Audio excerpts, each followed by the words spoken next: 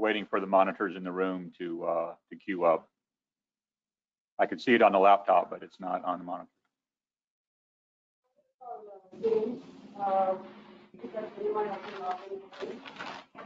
Okay, I think we can move forward with the meeting because that's going to be primarily for when it's presentation time. So, okay, so this is Jeff again, chair of the TAC committee. I believe you were just starting the roll call, and mine was the first name called, and so I am ensuingly telling you that I am in fact here. Thank you. Rick Perez. Present. Brian McCarthy. Here. Jonathan Scott. Here. Brian Pissarro. Here. Matthew Pleasant. Michael English. Cal Hardy. Robert Frey. Here. Anna Quinones. Gina Evans. Hey, I'm here. Sorry about that. That took me a minute. This is Anna. Thank you, Anna. Gina Evans. Danny Valentine. John Patrick. Julie Ham. Mark Hudson. Danny Jorgensen. Margaret Kablinis. Jay Collins. Tony Garcia. Here. Nicole Sutton. Present. And that is our TAC committee, and we do have an in-person quorum for them. And for the CAC, Bill Roberts. Rick Fernandez. Here. David Bailey. Carolyn Brown. Is Carolyn in the room? Present. Thank you. Hoyt Prindle.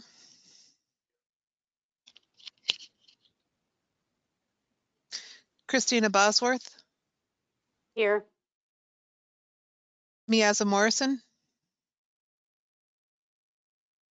Here. Aya Yasin. Present. Stephen Hollenkamp. Here. Nicole Rice. Alexis Bobak. Christina Costa. Present. Artie Fryer. Nancy Castellano. Nicholas Glover. Don Skelton. Jeff Lucas. Jonathan Knudsen. Cliff Reese. Sharon Gamond. Eric Lamb. Terrence Trott. Here. Rick Richmond. Joshua Frank. Here. We also have an in-person quorum for the CAC, and I do need to let you know that some members are participating virtually because of medical reason and the local declaration of emergency.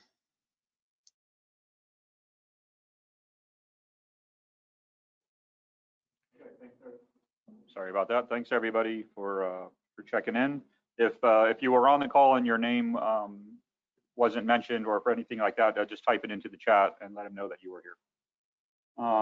So on that, I think we're going to move forward. We have a special guest with us today. Commissioner Cohen is present, and I believe you're mic'd up.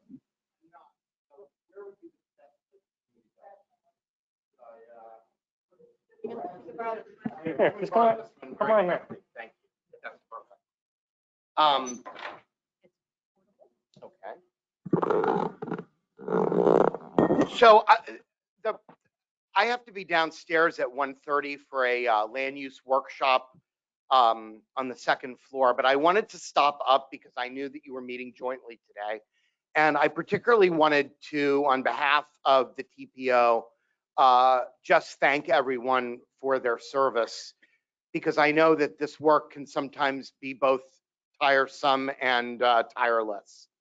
And what I want to just say as we close out the year is that there's a lot of really great room for optimism, I think, right now in this community about moving forward on a lot of different, very exciting projects.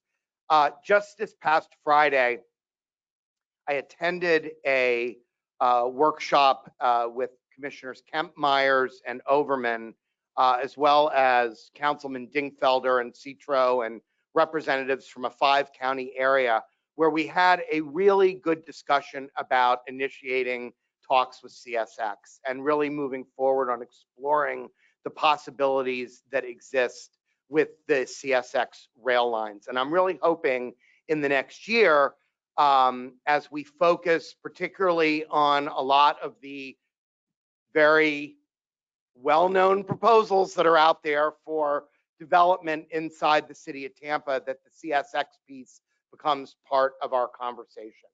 I also just want to say that while we are still struggling with the absence of the 1-cent sales tax money that we so desperately need, and while there is, I think, I have total confidence that there are the votes on the county commission to make another attempt on the ballot in 2022 at a 1-cent sales tax. Notwithstanding that, I want to say that the federal money that has come in from the Biden administration, as well as what's going to be coming in as part of this bipartisan infrastructure bill, these are really going to give us an opportunity to do some very, very long needed projects.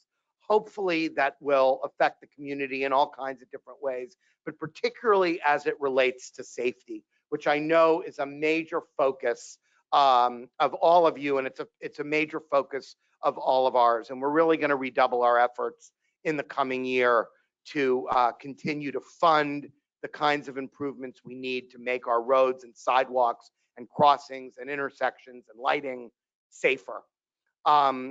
More than anything, though, in my opinion, we're going to have to go after a funding source. We have got to find a way to convince our fellow citizens to give us another shot at the apple of transportation money, because quite frankly, the deficit is just too large to deal with it piecemeal under the funding structure that we have now. And I applaud the citizens in the past of going for a full cent, and I'm going to be putting my own efforts in on behalf of a full cent in 2022. So I just wanted to say that. I wanted to wish everyone a very happy holiday season, Merry Christmas, Happy Hanukkah, Happy Kwanzaa, Happy Healthy New Year, and look forward to working with you all in the year ahead. Thank you.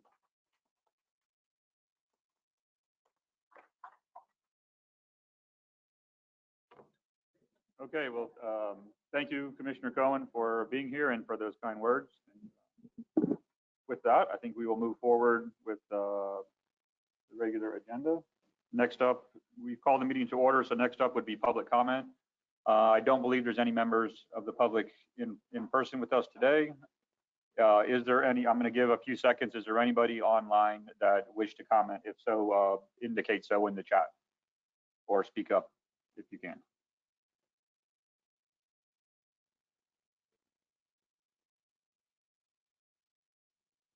Okay. Yes.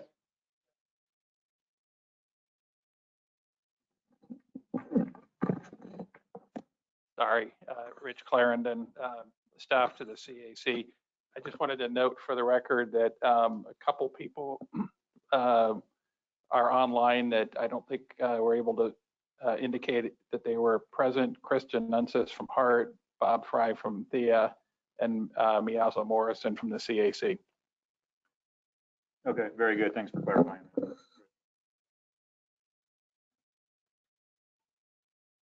Okay, next up on the agenda is the review and approval of minutes. So both committees have a series of older meeting notes. My guess is it was because there was a quorum lacking. So hopefully everybody's had a chance to look at them, but I'll start with the Technical Advisory Committee. We have meeting notes from December of last year, the joint meeting with the CAC, January, and then this past November, which is our regular meetings. So does anybody have any comments or edits that they would like to propose regarding those from the TAC committee? I'm sorry. So we already have a motion to approve from Danny. Sorry, Danny. Danny, can I get a second? Second, Tony Garcia. Tony, thank you for that. All in favor, say aye. Aye. Aye. Any opposed? Okay, with that, I will hand it over to Rick. Thanks, Jeff. CAC members, we too have a backlog of minutes for review and approval. December 16, September 1, October 6, and November 3. That December 16 date going back to 2020, all others in calendar year 2021. Does anyone have comments regarding any of those minutes? I see a hand, Christina Costa. Thank you, Mr. Chair. Christina Costa. The meeting minutes look good, but I have some remarks on the September 1st meeting. We had a presentation about the West River Walk and the build grant. There are some outstanding questions that I posed during the meeting. So I just want to reiterate that we talked about, I asked whether or not counting devices would be, permanent counting devices would be installed. I asked for more information about what will be the Northern Loop, which is a bridge over Columbus at Rome Avenue, and whether or not our shared micromobility users will be able to use that space. All right, for the recorder, are you specifically requesting that those amendments be made to that agenda? No, sir, I'm just citing that they are open questions. Okay. Thank you. Any other questions or comments regarding the agenda that are pending before us? All right, I have a couple, if no one else has anything, just minor. The September 1, 2021, ironically related to something apparently that I said during that meeting. Let's see, it's page 1, Roman numeral 4, section C, line 3. It notes a date of May 2012. It should be changed to May 2021. And also on the October 6, 2021 agenda at pages 6 and 7, we had previously noted a change having to do with the cost of roundabouts. I believe Jeff Lucas had an issue that he clarified for us regarding roundabouts at Baum and Riverview and Sims roads. So that notation should be made formally as a change. Other than that, do I have a motion by consensus to approve this package of agenda items? Motion to approve. Is there a second? Second. All right, all in favor? Aye. Aye. Any opposed?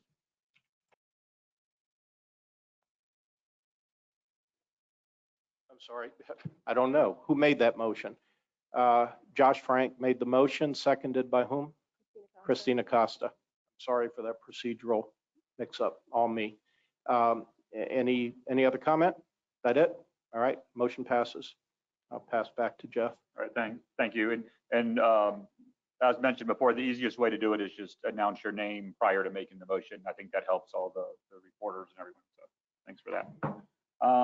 So with that, I think we're going forward with the first item up, which is the status report, refresher on government and sunshine public records law. Good afternoon, members. This is Cameron Clark, the TPO attorney. Can you confirm that you can hear me? We can. Okay, thank you so much. I can be very brief. I note that my time on the agenda is for 15 minutes. I'll really only need that if there's any follow-up questions, but I like to at least once a year do a brief sort of a status update on public records and sunshine law. I know most of you have heard this stuff many times over, but and really not much has substantially changed.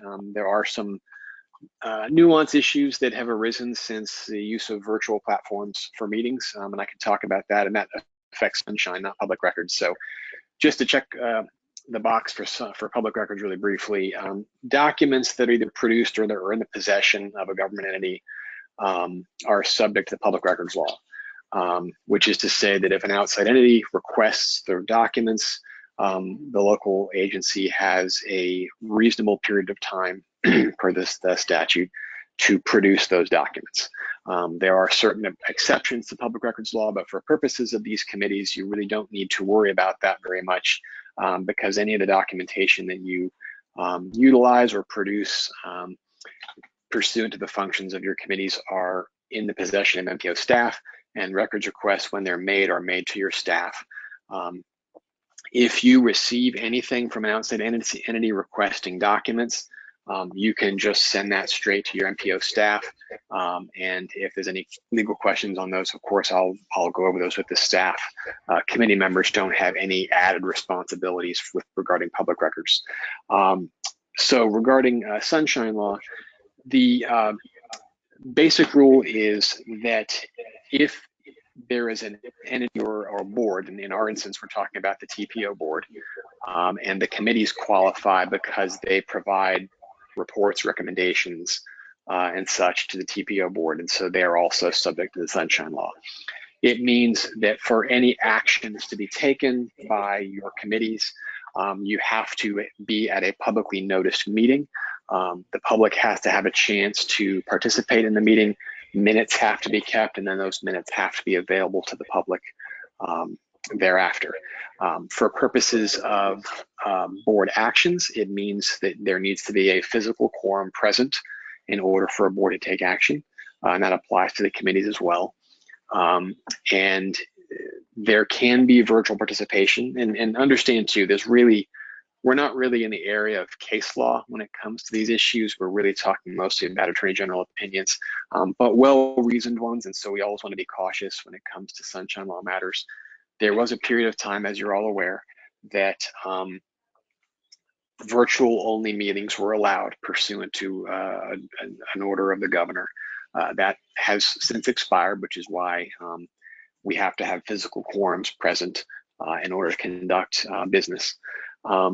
It also means, and this has always been the case, that members of any sunshine body, such as your committees, cannot communicate with each other about business that either is before your committee or is likely to come before your committee outside the setting of a publicly noticed meeting. That's to say, that doesn't mean members cannot ever talk to each other. You have to avoid each other or anything like that. It's just a matter of if there is a subject that is either before your committee or may come before your committee, you cannot discuss that subject with another committee member outside the setting of a meeting such as this one that's noticed to the public.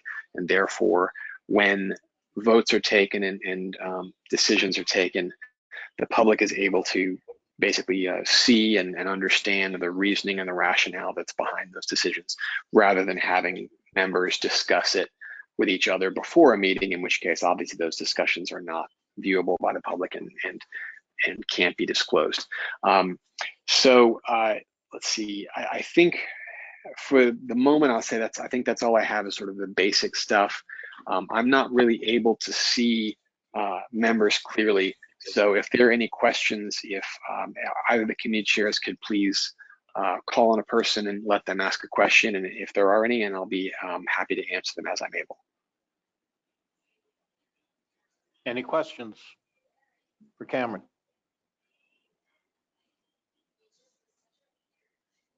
Anybody online have any questions for Cameron?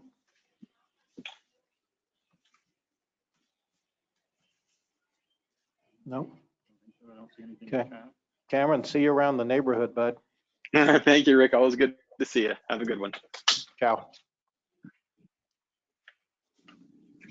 Okay, thank you, Cameron. Next item up is the USF to Green Artery Trail Study.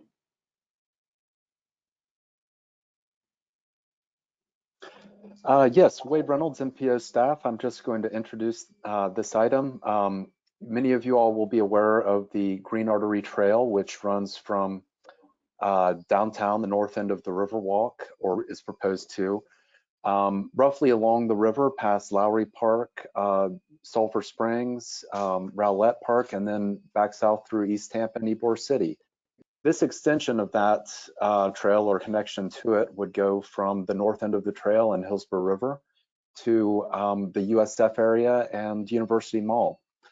We have some great potential alignments, and thank you, Jennifer.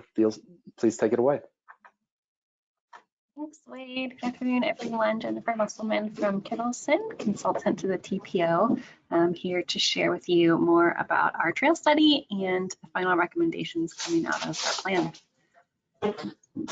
So as Wade mentioned, the main goal of this study was to identify a connection to connect to the proposed Green Artery Trail that meanders around the Hillsborough River up to the Veterans Hospital, University of South Florida, University and Mall area, which you all know is redeveloping as the rhythm at Uptown. So to be able to connect to these destinations while connecting the neighborhoods in the middle, and then we also have Rowlett Park and Copeland Park here too, which are some great community assets that we're trying to connect. We have 3 proposed alignments that we'll share today. The first is this route in red that travels along the western part of the study area.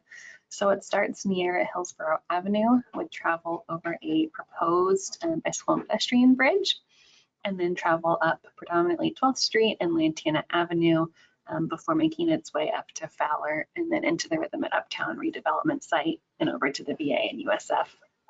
One of the highlights of this alignment is that as it does pass in the western area, it's focusing on the majority of the communities of concern in our study area. So our low-income households, or households that don't have access to a vehicle, the folks that really have to rely on walking and biking and taking the bus to get around.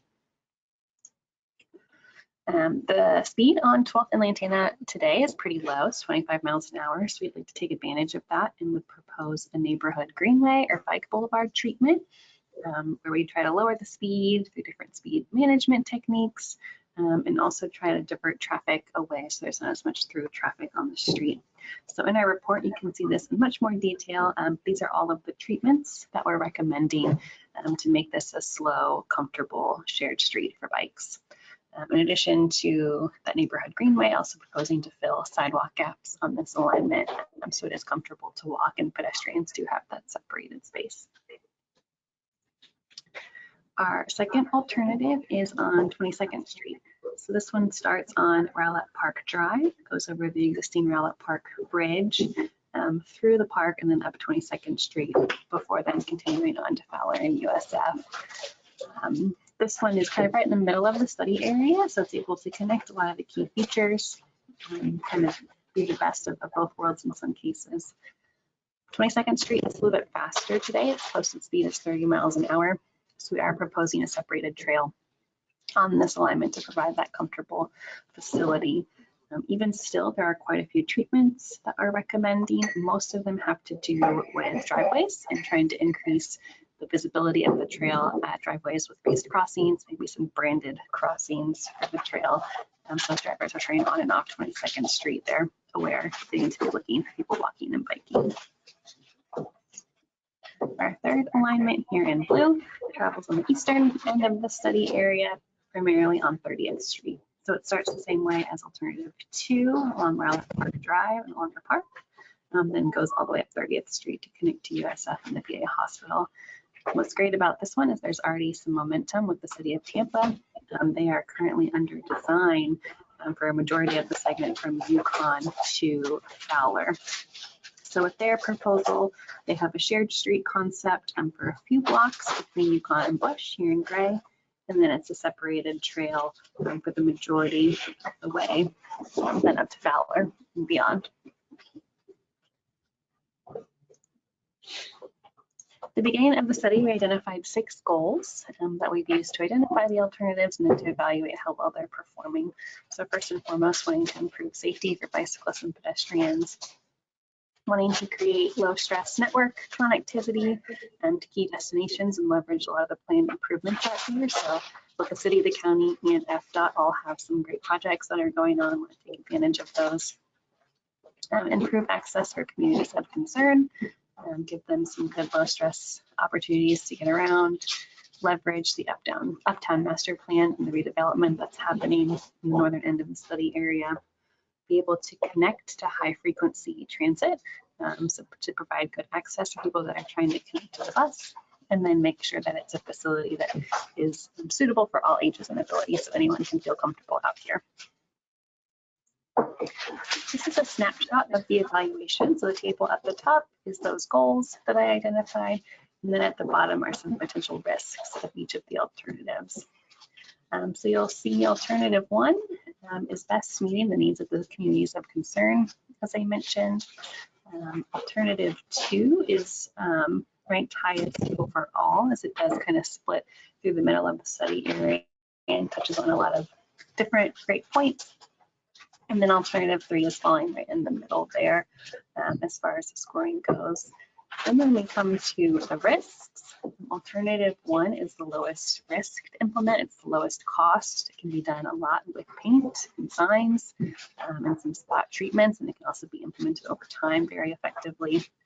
Alternative 2 is our riskiest project, and there's a lot of utility conflicts where the trail can't fit easily on 22nd Street today. There'd have to be some reconstruction or some utility relocation to be able to fit a trail. And then again, alternative 3 is kind of falling in the middle. As far as risk goes, there's a lot more space on 30th Street, so it's easier to fit that trail facility, but it still is a little bit more of a costly project since it is a physically separated trail. So there's been a few ways that we've gotten input on these different alternatives. The first is through a focus group. So we interviewed each of these folks individually at the start of the project, and then also met with them as a group once we had some alternatives to get input. So coming out of this focus group meeting, we ended up making a pretty big change, shifting from 15th Street to Lantana Avenue for alternative 1 to take advantage of a street that's already slower and more comfortable. And this is when we talked through a lot of those utility conflicts that would be involved on 22nd. And then it was mentioned that the higher traffic volumes and higher speed on 30th Street may make that alignment not so comfortable, even if we do have a separated trail. So once we made a few of those refinements, we went out and did a public survey online. So through some of those partners, through our focus group, they were able to send it out to their organizations. We also spent a day in the community going door to door to the homes and the communities of concern in some of the areas that don't have homeowners associations, which is that Campus Hill Drive neighborhood up by USF. And then dropped off flyers at apartments, businesses, community centers, anywhere that we thought that people would frequent. We also spent some time at the University Area Transit Center, so Hart's transfer facility, to conduct some surveys there and hand out flyers. And we posted a Facebook ad in the study area zip codes. So all in all, we got 77 responses, and 30% of those were from folks that lived in communities of concern. So we were pretty happy with that turnout and that distribution of surveys. Most folks did identify themselves as interested but concerned. So they want to ride, they are interested in riding, but they want to make sure they have a really comfortable way to do it. Most people said health and fitness was their most common motivation. So just to note that even though we did get a good number from communities of concern, still the predominant number of folks taking the survey are walking and biking by choice, not by necessity. And then some of those key destinations were USF, the mall, Rowlett Park, and some of the neighborhoods. So no surprises there. The top preferred alignment from the public survey was 30th Street, followed by 22nd, and then 12th and Lantana. We asked a follow-up question on 22nd Street. It is going to be a little bit trickier to get a trail on that alignment, as I mentioned. So we asked folks if they would be comfortable with more of a bike boulevard neighborhood greenway approach to that street. The overwhelming answer was no. But if we do move forward with 22nd Street, they do want a separated trail either in the near term or the long term. So with that, I'll share our recommendations, and we cheated a little bit and we picked 2 of these alternatives to recommend advancing. So with all of the momentum, City of Tampa designing parts of 30th Street, we felt like it was good to continue to push that one forward. It's not currently funded for construction. So want to continue to see that as a priority to keep moving.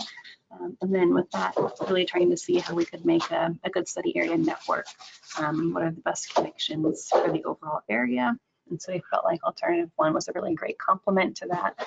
And it also does support those communities of concern and really prioritizing transportation choices for the people that need it most. So out of our study, we are recommending moving forward with both alternative 1 on 12th and Lantana and alternative 3 on 30th Street. So that is the end of our presentation. Happy to answer any questions, take any comments before we entertain a motion to approve the recommendations.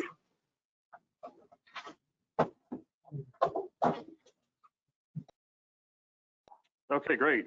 Thank you, Jennifer, for the presentation. Do we have any comments from the TAC committee? Yes.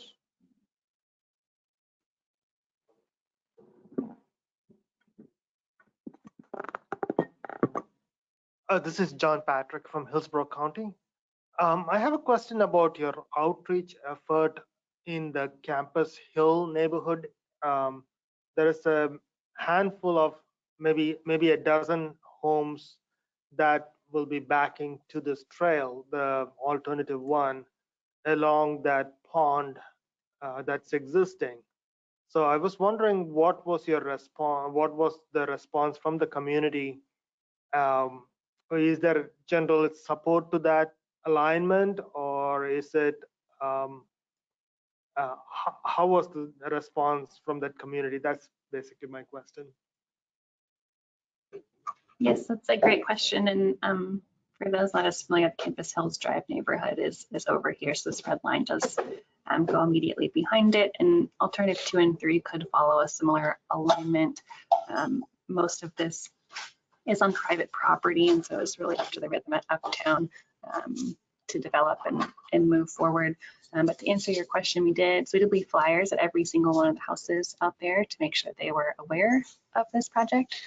We can go back and isolate responses just from that zip code and see if there was any trends, but overall there was none of our responses indicated any negative feelings towards the project or the trail. So there wasn't any negativity from any of our responses, but you can certainly isolate some of the ones from just that neighborhood to see more specifically how they felt. Just to follow up on that, so you will be able to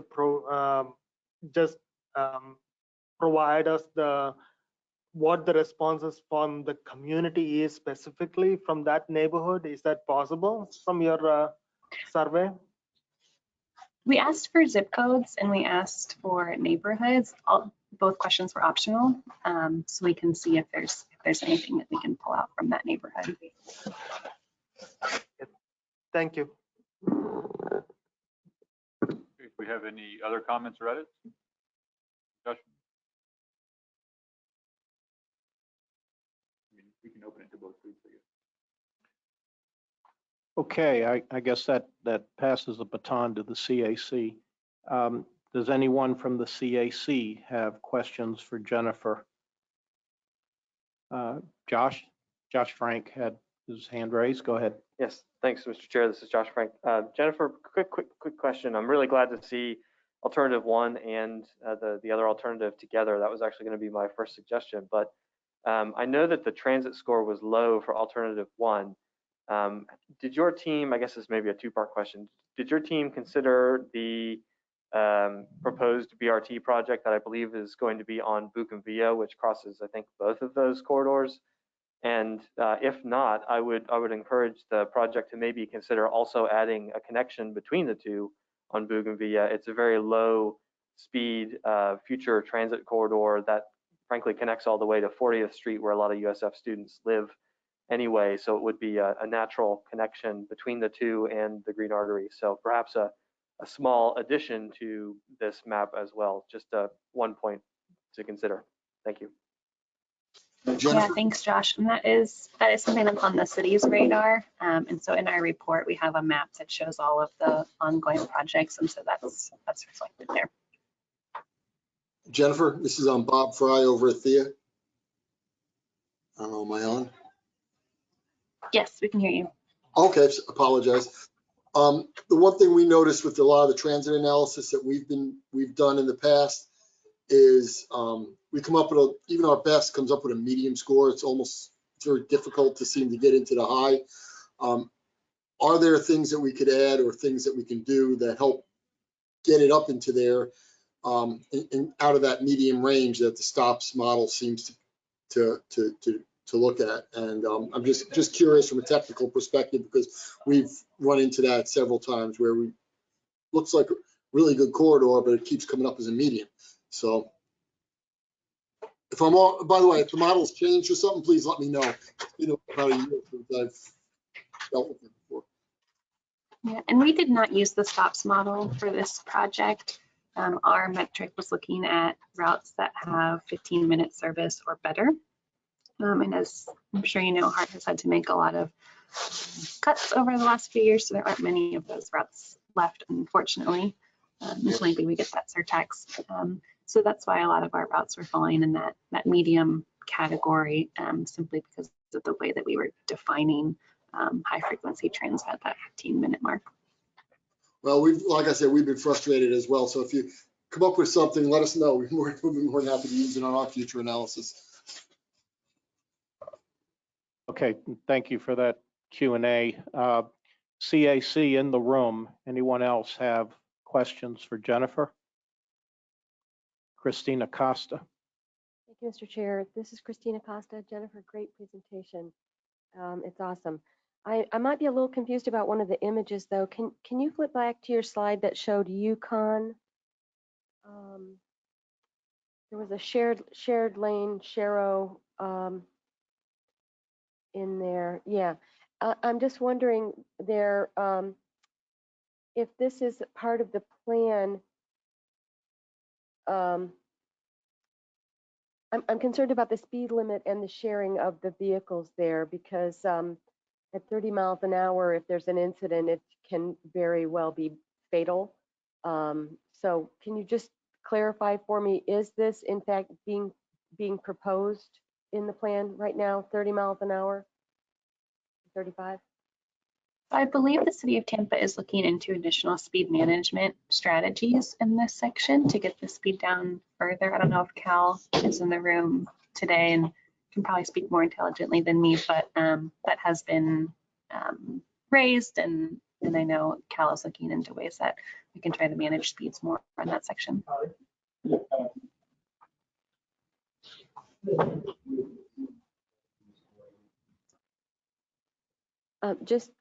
Does that answer your question? I guess I'd just like to make a general reminder that the Vision Zero litmus in Europe is 30 kilometers per hour, which is about 19 miles an hour before any space can be shared, cars and people not in cars. So just that's kind of the threshold that I hope to see when we're talking about this kind of stuff. Thank you. I don't know if Cal was going to chime in or not. CAC still in the room. Anyone else have questions for the presenter? All right, no questions in the room. CAC virtual, anyone have questions?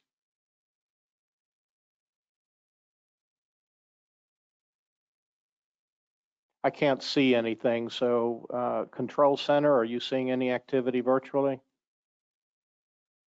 Nothing. Be a good.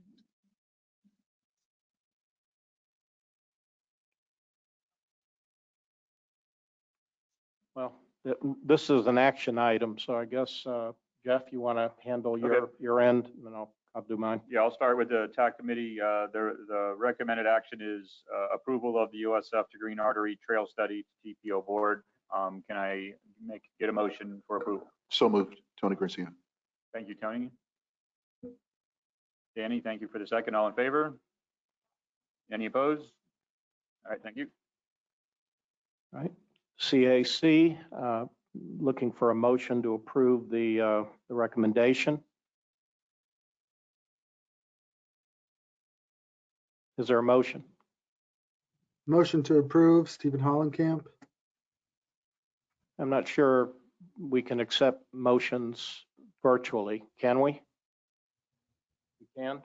All right, then motion to approve from Steve Hollenkamp, and I think I see a second. Terrence Trott will second. All right. Terrence Trott, second. We have a motion to approve the recommendation and a second. Is there any discussion?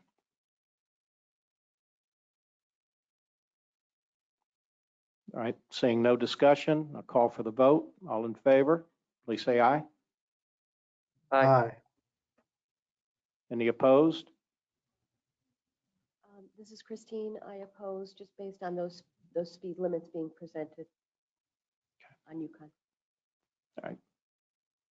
Observation from the chair, the motion passes. Okay, thank you. Thank you all. Thank you. All right, next item up is the TIP amendments, and there are quite a few on here, so I ask everybody to kind of be paying close attention. This is more than we normally see. Good afternoon. Can you hear me? Yes, we do. Perfect. We can hear you, but it's kind of sounds like you're in a bottle. Is it better if I speak up? Connor, do you have a headphone? I can connect some. Give me 1 second. Please, thank you.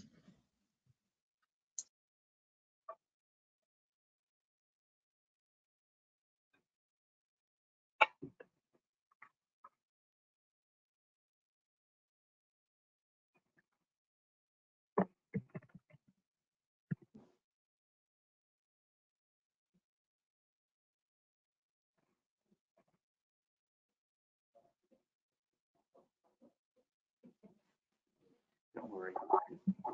Don't worry.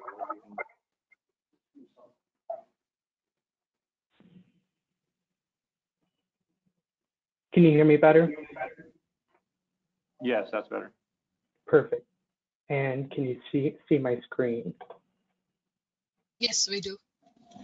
Perfect. So I'm Connor McDonald. I'm here for TPO staff. I'm here to present 9 TIP amendments from the Florida Department of Transportation. I also have Suzanne Monk on the line as well from FDOT, who may be able to answer some questions that I would be unable to. So there are 9 amendments in this group, and they're kind of spread out through Tampa. So we split them into 4 different categories. So the first group being I-75 and I-4 auxiliary lanes. These projects make up for closely $2 million. The next group is US 301 and State Road 60 lighting projects that make up for $644,000. A railroad crossing project on State Road 60 that makes up for roughly $658,000.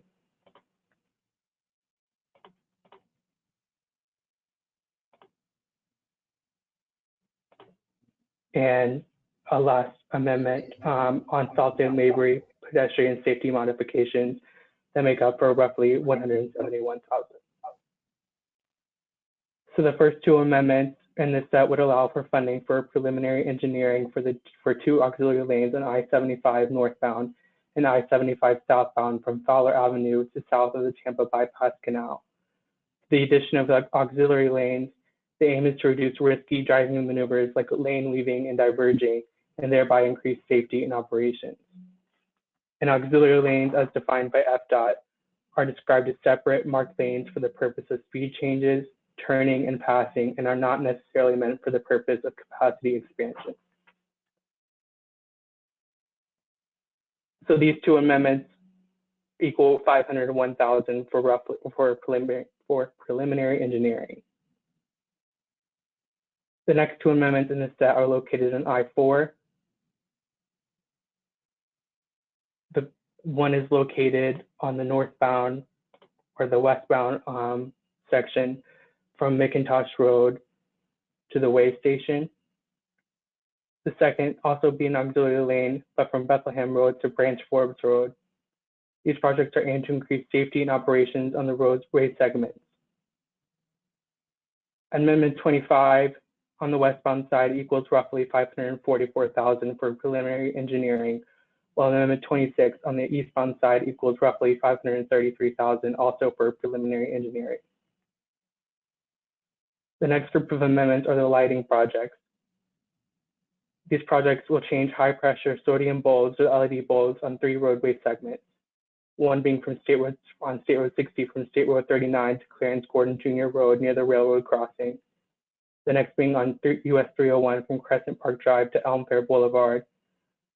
These are small local roads, so a more clear depiction would be it's almost 6 miles from the US 301 interchange in Riverview to the Florida Fairgrounds area. And the third one being US 301 from north of Hampton Oaks Parkway to west of Jackson Road. This is 4.5 miles of 301 going from north of I-4 near the Florida Fairgrounds to east of I-75. The first amendment in this group of lighting projects, Amendment 27, is for roughly $48,000. The second lighting amendment is for roughly $200,000. And the third, Amendment 29, being for roughly $396,000. Amendment 30 and the 8th Amendment in this group would allow for the replacement of the railroad crossing on State Road 60 near Clarence Gordon Jr. Road to a concrete tub basin and for the addition of a sidewalk over the crossing. This amendment is for roughly $657,000. Finally, Amendment 31 and the 9th Amendment in this group would allow for the preliminary engineering of 3 new signalized pedestrian crossings on Southfield Mabry at West Mingo Avenue, West Wisconsin Avenue, and West Pearl Avenue. These projects have the intent to greatly enhance safety and connectivity. This slide shows the renderings of all 3 projects. As you'll notice, the Mingo Avenue project will connect the north sides of the intersection, while the Wisconsin and Pearl will connect the southeast and northwest corners of the intersection. The amendment is for roughly $171,000. As part of our public outreach, we do plan to post signs and release a press release 3 weeks prior to the January board meeting. This will be December 21st. However, we're actually planning on Monday, December 20th. There are planned 11 signs along the corridor to be placed at nearby intersections. With that, the recommended action today is to approve the 9 amendments to the fiscal year 2021-22 TIP and recommend approval to the TPO board. And Suzanne Monk and I are here for any questions or comments.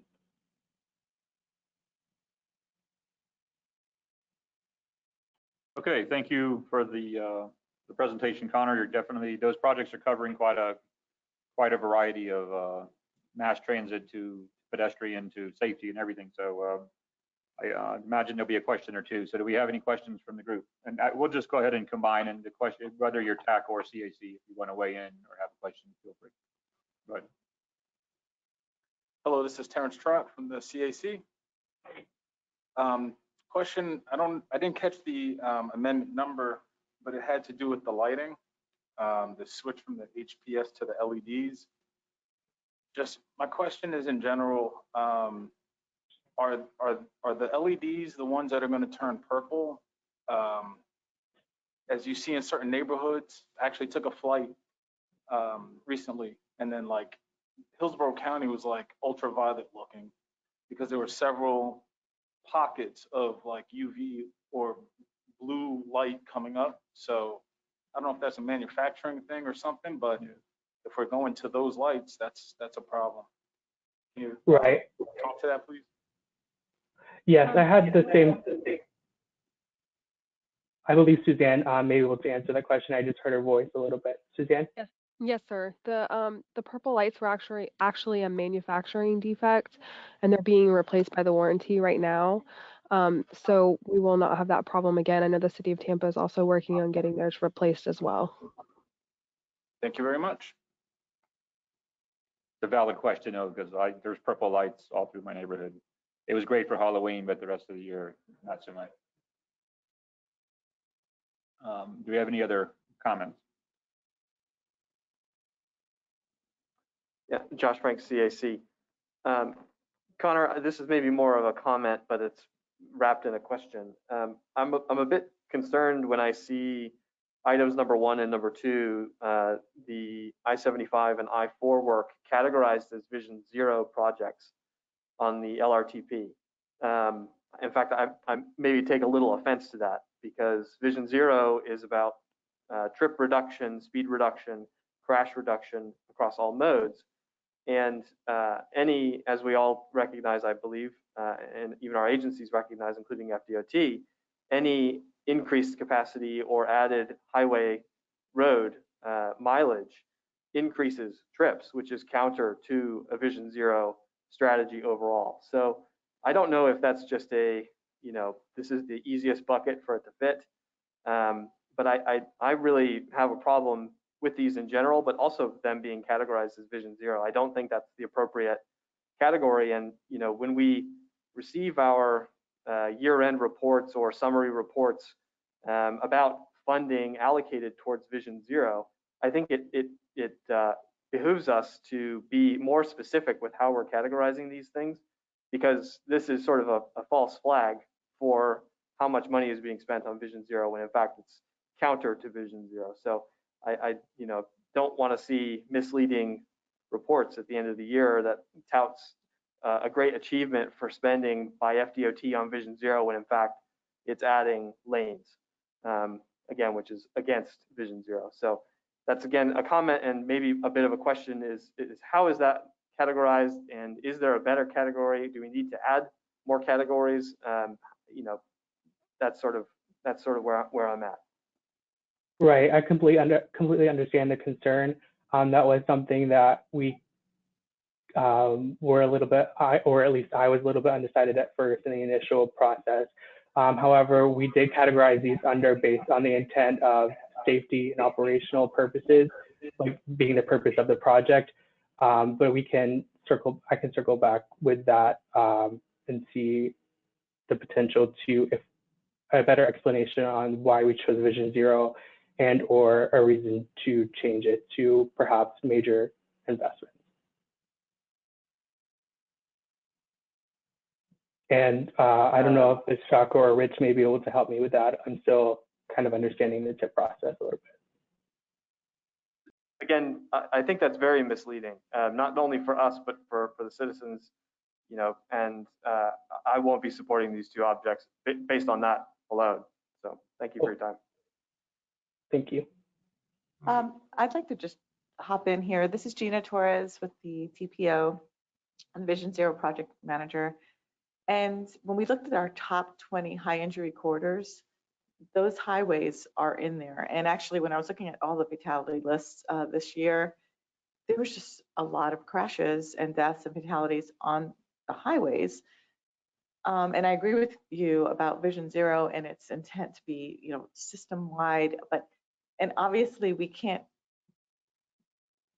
well, I think about your boulevard project, but we can't turn our highways into like a complete street. That's limited access. So,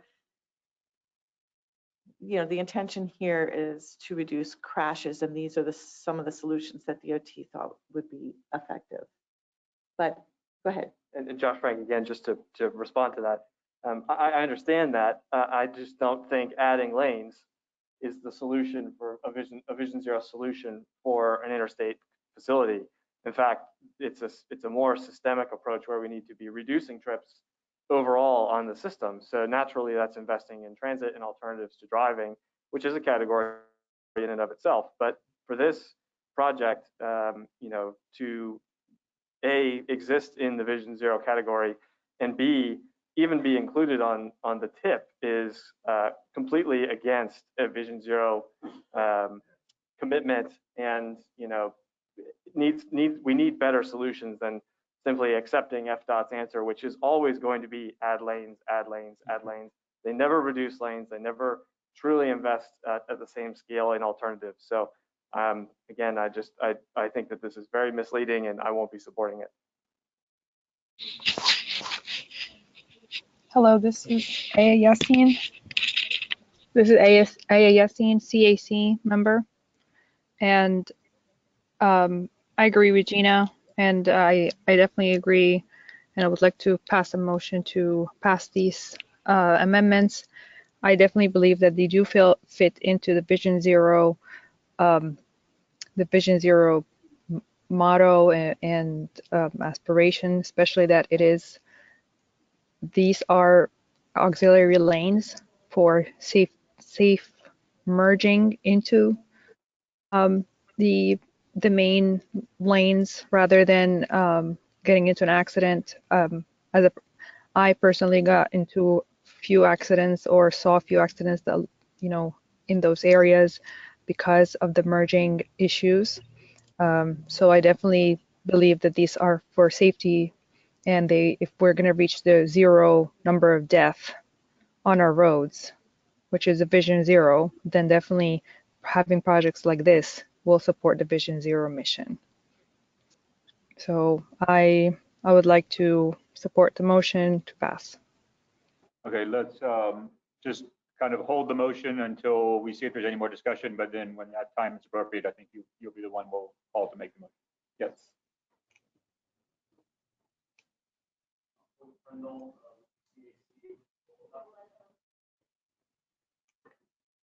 Thank you for that kind advice. Hoyt Prindle with the CAC. Just a brief comment and then a question for Connor.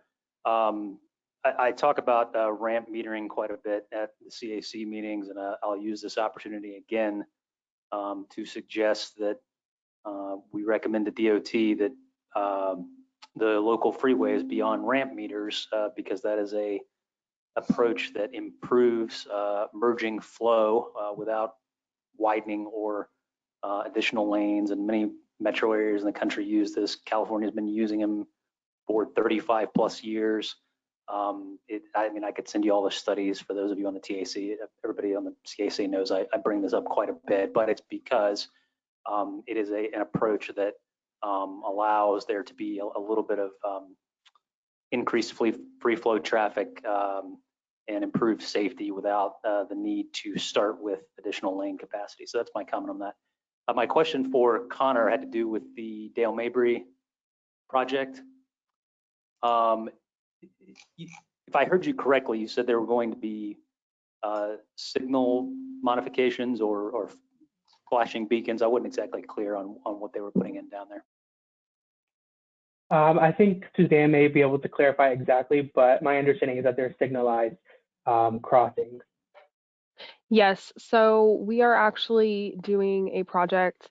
The project is going to be resurfacing this whole area, and then this project that we have in the tip for the pedestrian safety modifications is coming through and putting, hold on, I think it's flashing beacons. Hold on. Mid-block signal concepts through, I believe it's Pearl, Wisconsin, and Mango after we resurface. So this project is, it goes with to one that's already in the work program. Referencing the RFBs, correct? Yes, the pedestrian hybrid beacons is what we will be putting along. It's they're going to be the same beacons that are similar along East Bush Boulevard. Well, there's a difference between RFBs or Hawk. So who said Hawk? Sorry. I didn't hear anybody say Hawk. I'm sorry. This is Josh Frank. I believe you're referring to a Hawk signal, not a RFB. That's the same as a pedestrian hybrid beacon, is a Hawk. Okay. Okay. Well, then, yes, that's what we're doing. I can't hear everybody because everyone's in one room. It's a little difficult, so I apologize. No problem. Then my comment on the project would be that I would recommend that we consider having not just the Hawks, but actual fully signalized crosswalk there. Okay. Traffic signal. I can pass along your request. I know that our team has done an RSA and is working on getting the plan. We only have concept plans together right now, but we should have more pretty soon. Right. Well, and the reason for that is especially on a street like Dale Mabry, where you have speed limit's 45 down there, I think. Typically the flashing beacons, drivers do not pay attention to and or slow down for those in the same manner that they would an actual fully signalized intersection. And if we're going for pedestrian safety, especially on a road with a high speed limit like that, I think we should strongly consider having full traffic signals as opposed to the beacons. Thank you.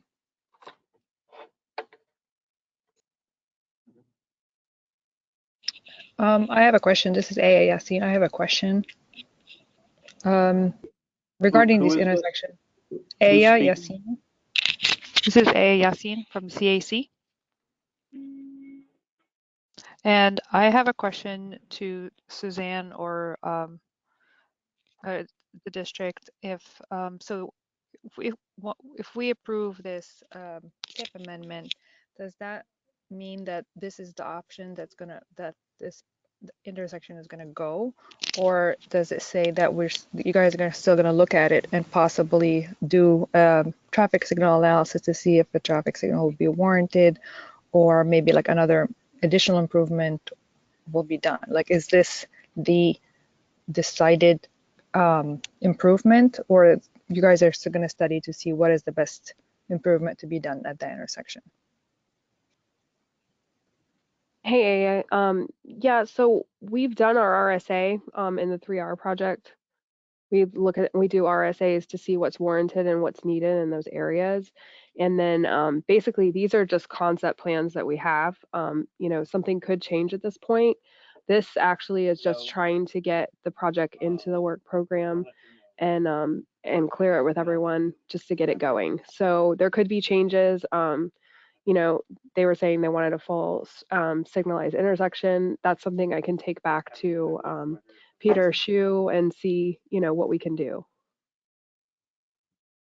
Yes, and I support that. I think that's a good idea for sure. But we have to study if a signal is warranted for the intersection or not.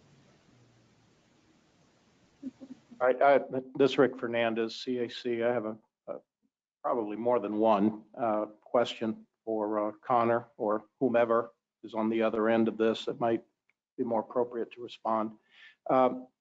First of all, Connor, I'll direct this to you. Of the various TIP amendments that we were just briefed upon, do any of them involve the taking of additional right-of-way? From my understanding, no, but I would ask Suzanne to clarify.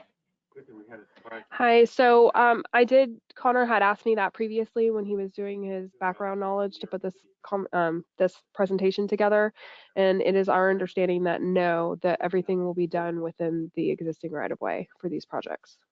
Okay, follow up to that question. Even if it is within the existing right-of-way, do you expect to expand the existing footprint within the existing right-of-way? In other words, will the infrastructure of the interstate be expanded within the right-of-way envelope? I would have to double check. I'm not 100% sure, so I don't want to speak to something I don't know.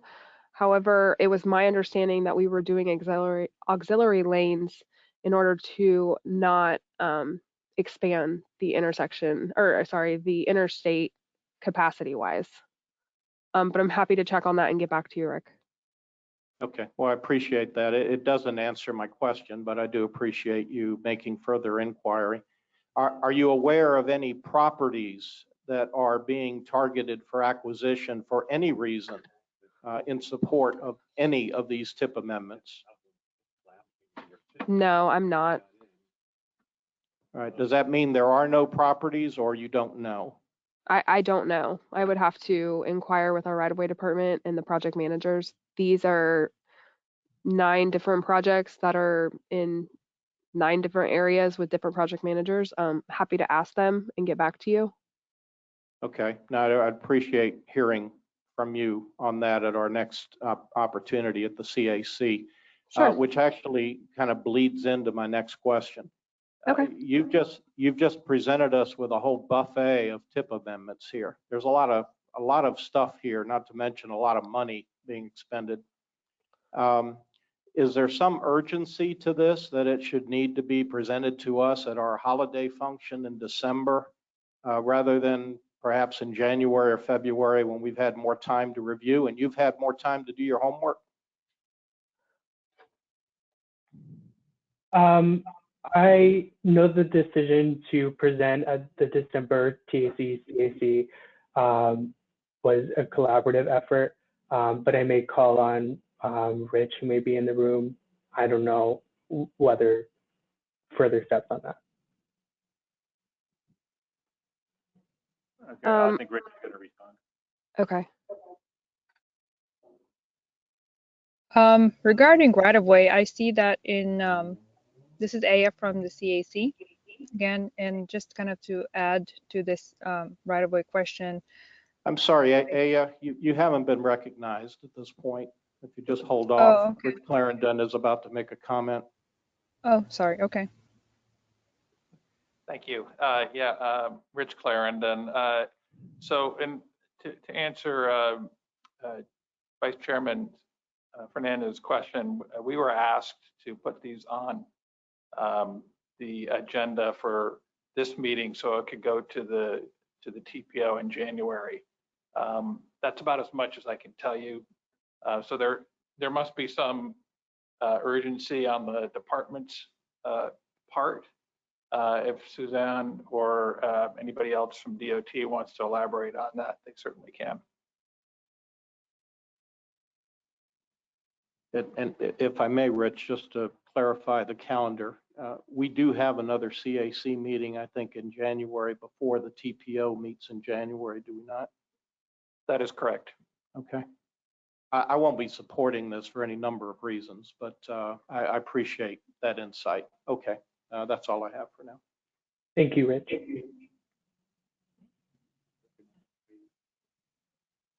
Oh, yeah, I'm sorry.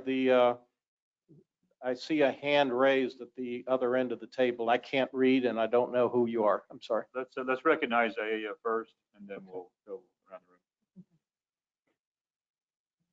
Thank you. This is Aya Yassin, CAC member. I just wanted to just show that the images that Connor have in their presentation are showing the right-of-way impacts. Connor, for example, the slide that you have on right now, the green line is the right-of-way line for the FDOT, and the proposed auxiliary lanes do not pass the right-of-way line, and it's not showing any widening. So to answer the question about a right-of-way and if there's any right-of-way that's going to be acquired, the answer is no. And if you want to go to the next slides, and maybe we can all do that so that we can answer the questions about the right-of-way acquisition or not. I mean, I think the engineers were showing it in the figures. Do you want to go to a different figure for the I-75 one, for example?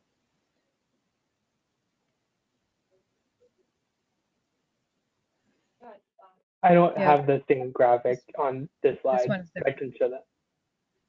Yes. So I can't tell Right. from this one. Right. I think in the attachments of the item packet, the write-up, there are some concept diagrams, but they're just not included in the presentation. Okay. Okay. But thanks. so your request. So I just wanted to make sure that the request is only for design funds and not for right-of-way acquisition in any way, correct? Correct.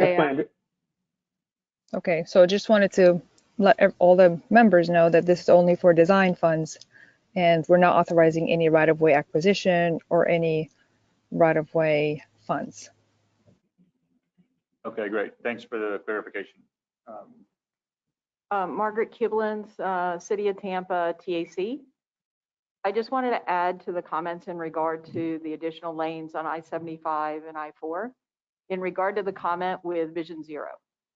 So Vision Zero is about reducing fatalities and serious injury crashes. And the lanes as described on, I think it was the third bullet under the I-75. With having auxiliary lanes, that gives us an opportunity to enhance the safety of the corridor and influence behavior. So I noticed that it was to reduce lane weaving and diverging maneuvers.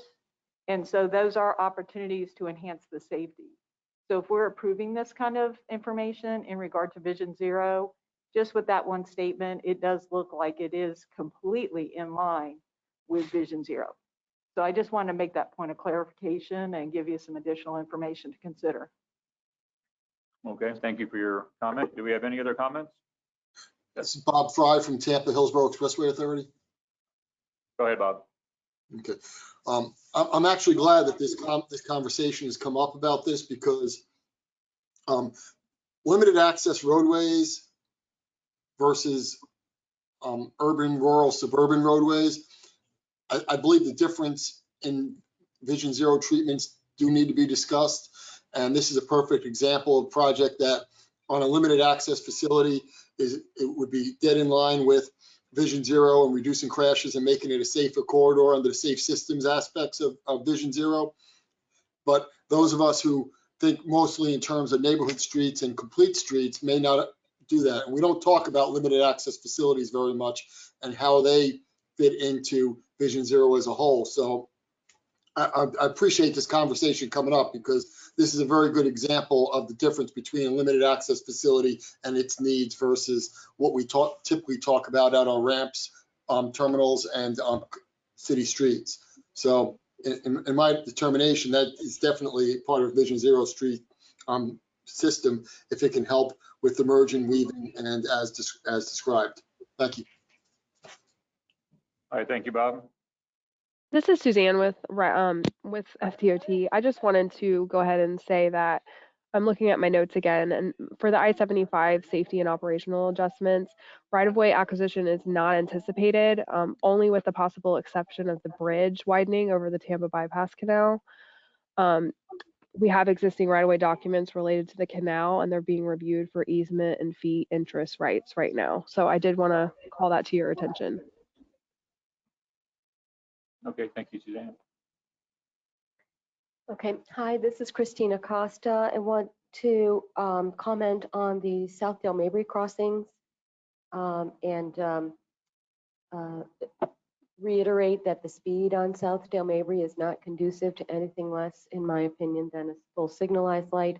But I also want to remark on these crossings that appear to be diagonal shaped,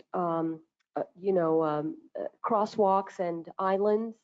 And while they may, in some instances with low speeds, be appropriate, they improve the experience for pedestrians, but they often put bicyclists at greater risk.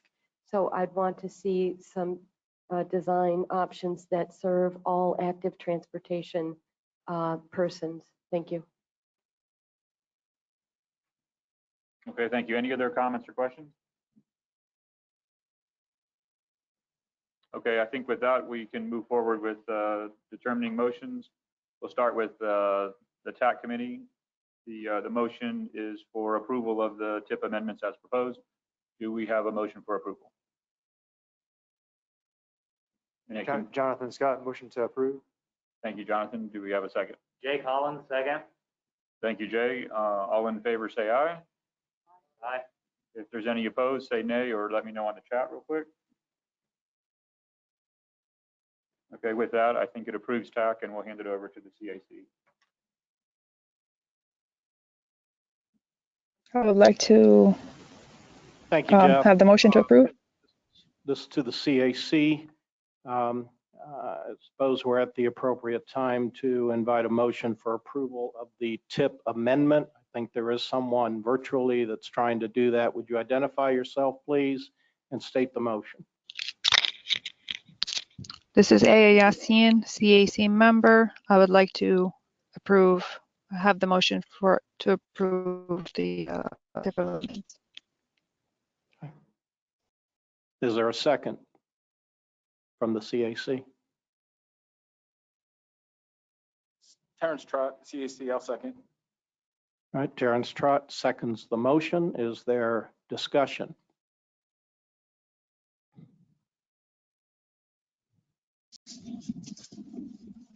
In the room, no discussion. Any discussion virtually? I have Mr. Robert Frey asking, can you vote? And he also has a second question, does it pass the TAC, correct? So what should I say? It passed TAC.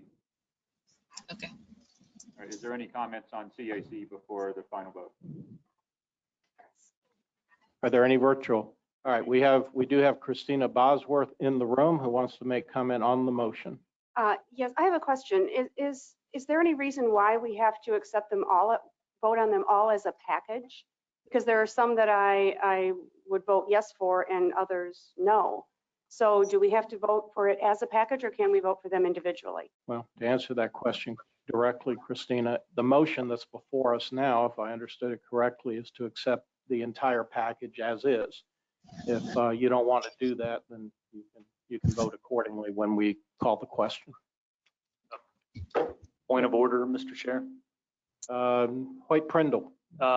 Would it not be possible to have a motion to amend the current motion? We can always consider a motion to amend or a substitute motion under the rules. Just thank you. Just putting that out there for Ms. Bosworth. All right. I don't see Josh Frank has his hand up. Go ahead. I'd like to make an amendment to that motion to accept the tip minus numbers, I believe, 23 and 24, which are the I-75 and I-4 expansion. All right. An amendment has been offered by Josh Frank. Calls for a second. Is there a second to that motion?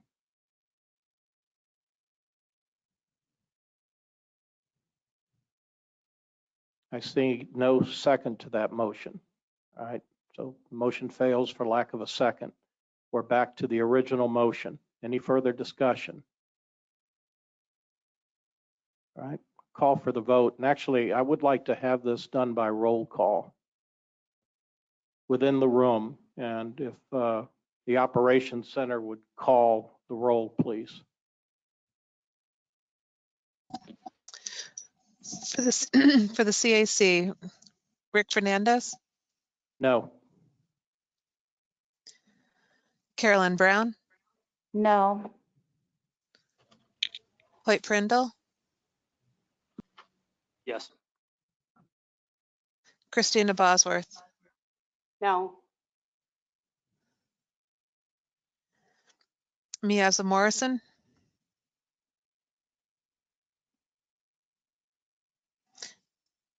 Aya Yasin, Yes. Steve Hollenkamp, Yes.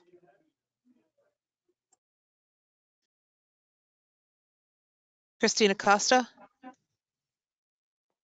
No.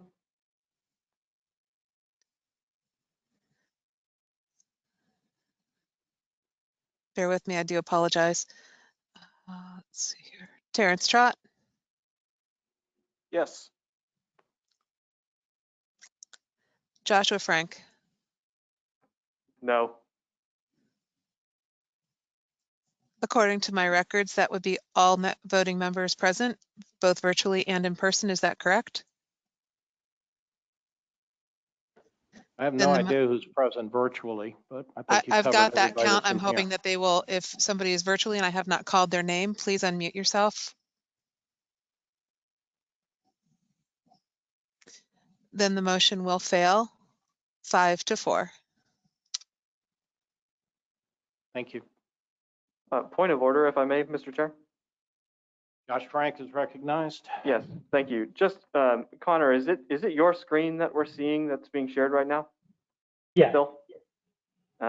You may want to close your Teams app in the near future, because whoever is in your transportation group just referred to this group as the rowdy CAC. I don't know if that's a compliment or meant to be derogatory, but I happen to take offense to that, especially given the very important topic we're discussing right now.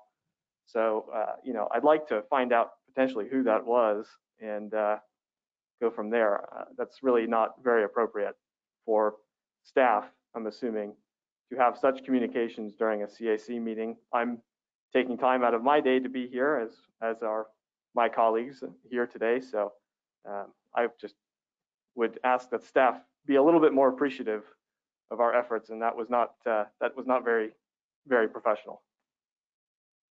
I understand. Thank you, Josh. I didn't catch that myself. I appreciate it. And personally, being called rowdy, I'll take that as a compliment. I saw Terrence's hand first, and then Hoyt is in the queue. Terrence? This is Terrence Trout. I just wanted to say I think rowdy is a compliment also. Hoyt Prindle, you rowdy son of a gun, you. Go ahead. Yes, this is Rowdy Hoyt Prindle here. In light of the initial motion failing, I wonder if I can move to bring Mr. Frank's motion back to the floor and see if anybody will second it. I'll second it. Rowdy-like, if I can. Yeah, Josh, can you repeat? Because I don't remember it off the top of my head. To accept the TIP amendment as listed, except for number 23 and number 24, which deal with I-75 and I-4. All right, we have a motion from Josh Frank. Do I have a second? Well, I'll second it. One of us can second it. Okay.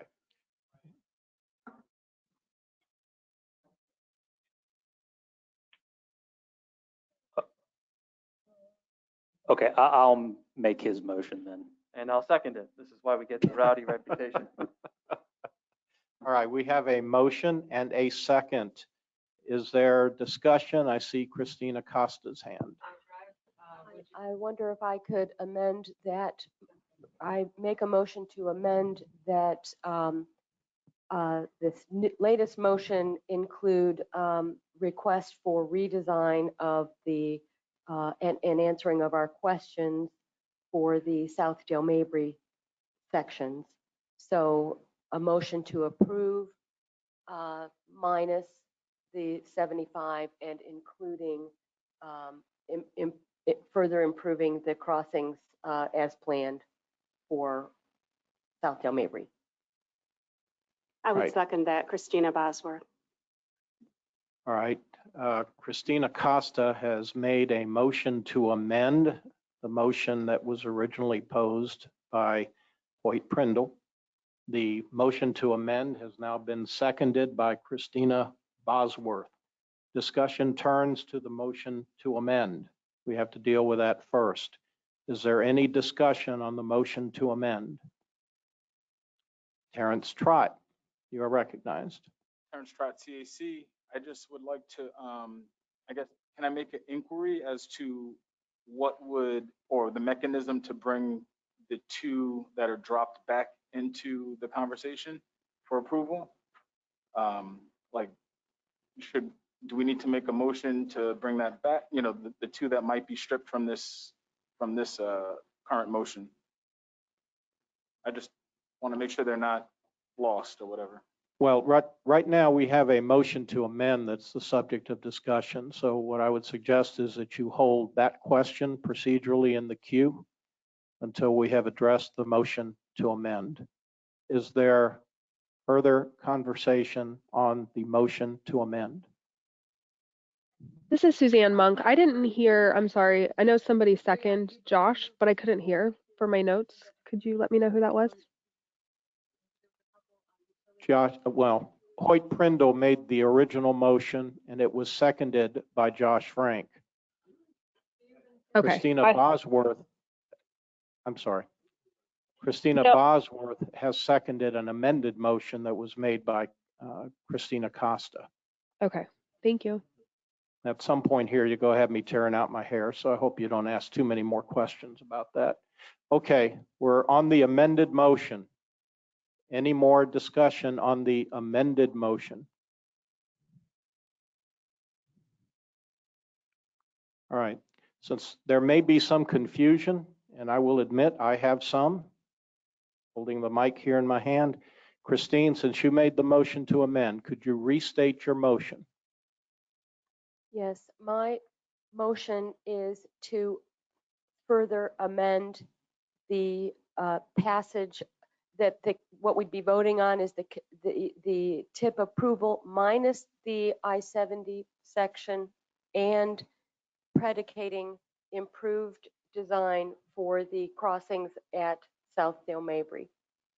Is that clear? That's what we'd be voting on if my amendment to the amendment is passed. Somebody is calling my name. Yes. Rich Clarendon.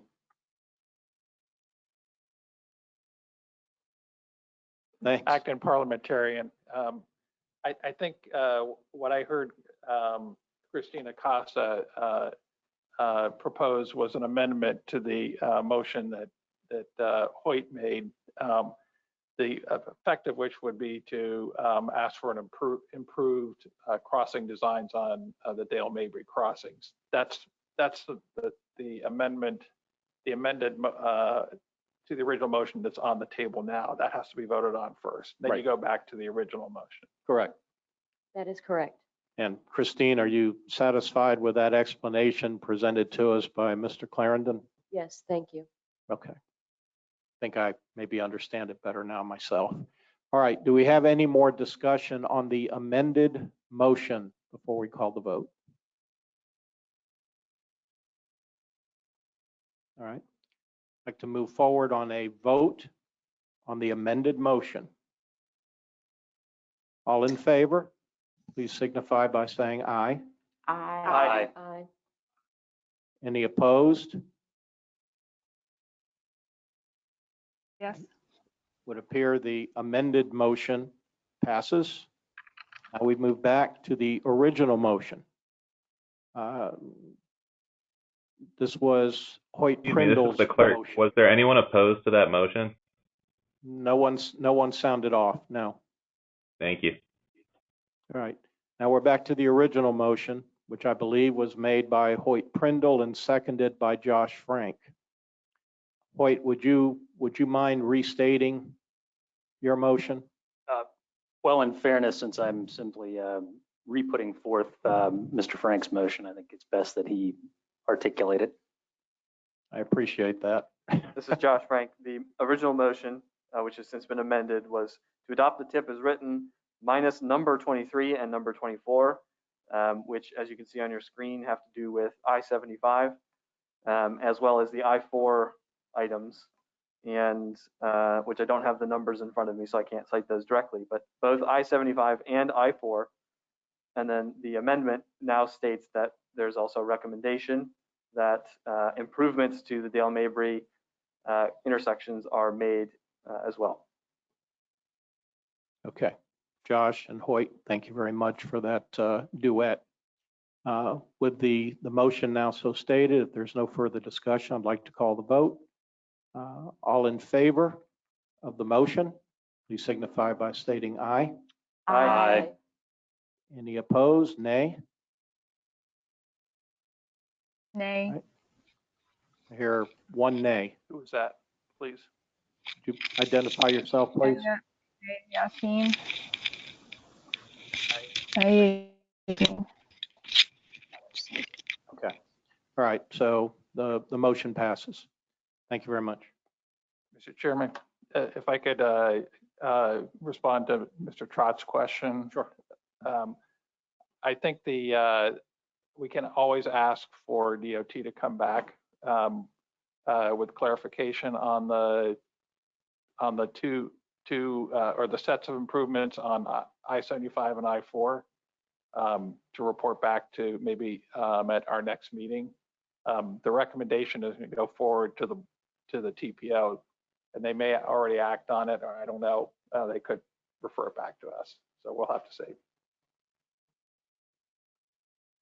Terrence, I'm sorry, did I see your hand up again? Yes, I just wanted to respond, I suppose. That sounds good. Thank you, Rich. But what's the difference? Like, if I ask for it to come back or whatever, did we satisfy anything? I don't know. The intent of my question previously was, what needs to change in order for this to possibly be approved? What's the problem? So that way the folks who were presenting know what to come back with. If I could, I don't want to speak for FDOT, but I think the concerns I heard from articulated by this committee were potential impacts on right-of-way and further clarification on how these auxiliary lanes would promote safety and crash reductions.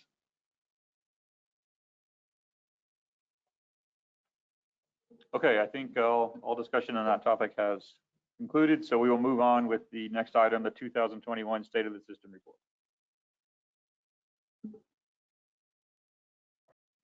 Good afternoon. Thanks. Are you able to see my screen? Yes, we do. I just want to make sure you're seeing the right screen. I cannot see. Which screen are you seeing? We're seeing a split screen with your initial slide and the following slide. I think you probably need to go to this presentation mode. Okay. I'm trying to change. Oh, you're seeing this slide, this screen, right? Mm-hmm. And just a second, I'm trying to bring the other screen back here.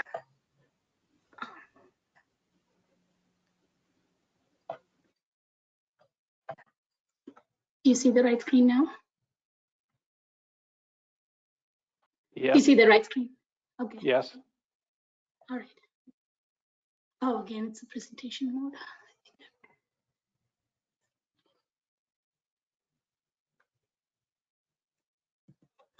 To change the presentation modes. I'll probably just stick with this if it's okay.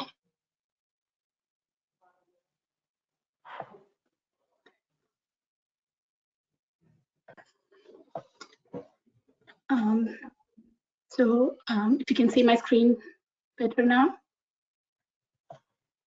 Yeah, we can see it. It's not in the presentation mode, but I think it's clear enough. You click on the little thing on the bottom to the Yeah, but then it goes to right? the notes.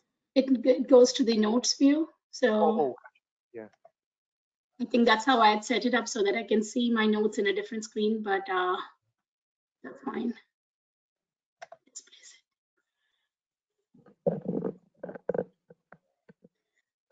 That's fine.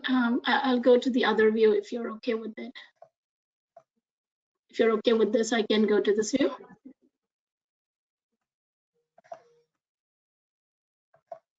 Is this better? So good afternoon, TAC and CAC committee. This is Vishaka Shivaraman, TPO staff. And today I would be presenting to you the state of the system report, which I will go through each one of the measures and we can discuss about that.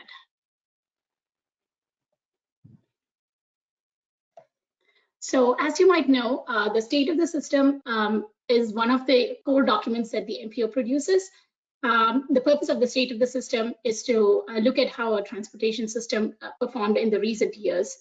And we evaluate it to make sure that we have made progress towards achieving the goals and the targets that we have set federally. It shows how the system performs currently, and it helps to understand where we need to go. So if you look at the chart here,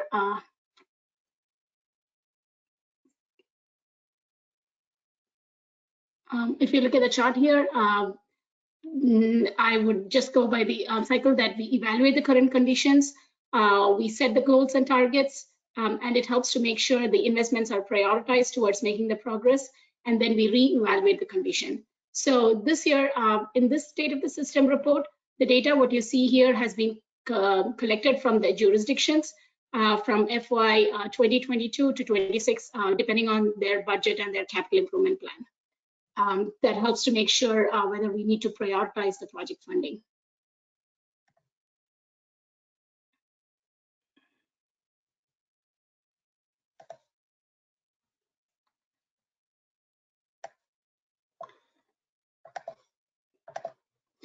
So I would just like to let you know what's new in 2021.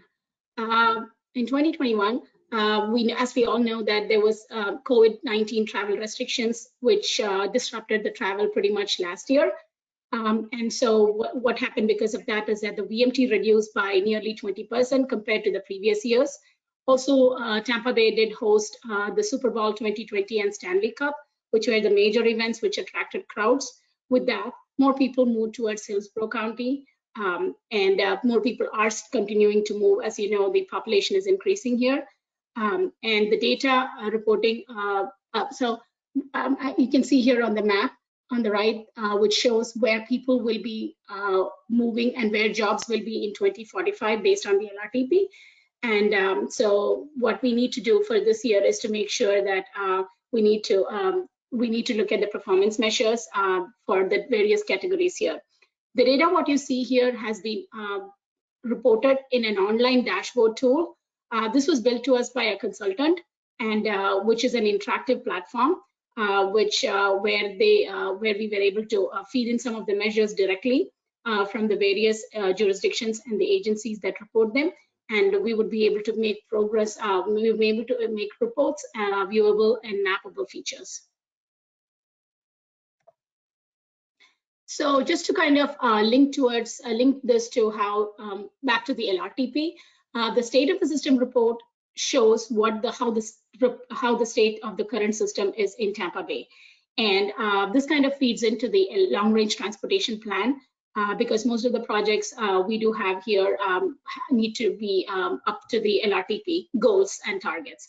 So just to follow the similar trend of LRTP, we categorize the projects into 5 categories: the good repair and resilience, Vision Zero, smart cities, real choices when not driving, and the major investments for economic growth. And all of the projects and all of the measures that we review today will fall under these categories. So under the good repair and resilience, one of the main goals is to maintain the pavements in good condition. As you all know, that Hillsborough County has over 12,000 miles. And we measure the pavement condition using a number called the Pavement Condition Index, PCI. This records the distress observed during the survey for the various pavements. For this cycle, as you can see here, that the interstate pavement targets, which are set by federal government, are 60% of the interstate pavement should be in good condition, and only less than 5% can be in poor condition. And this is how Hillsborough County compares to the rest of the comparable peer metros across Florida. You can see that Hillsborough County falls at 59%, which just falls short of the state targets for the 60%. And similarly, for non-interstate pavement conditions, it should be 40% of non-interstate payments should be more than in good condition, and only less than 5% can be in poor condition. And if you can see in the chart here, again, Hillsborough County compared to the rest of the peer metros in Florida, and we have only reached 36% of the roadways in good condition for the non-interstate, which means we narrowly did not make the target. The next condition, so this chart, what you see here is the map, which shows how the payment conditions are across the Hillsborough County. If you notice here, the PCI value, this is what is used by the Hillsborough County as a classification for good and poor.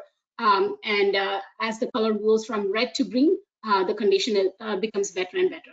And this data has been collected by from individual jurisdictions. We collected the PCI value from City of Tampa, Plant City, and the Hillsborough County, and mapped them into this tool.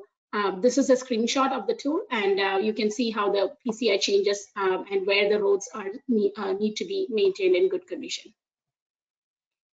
So this is the rough approximation for spending on roadway maintenance.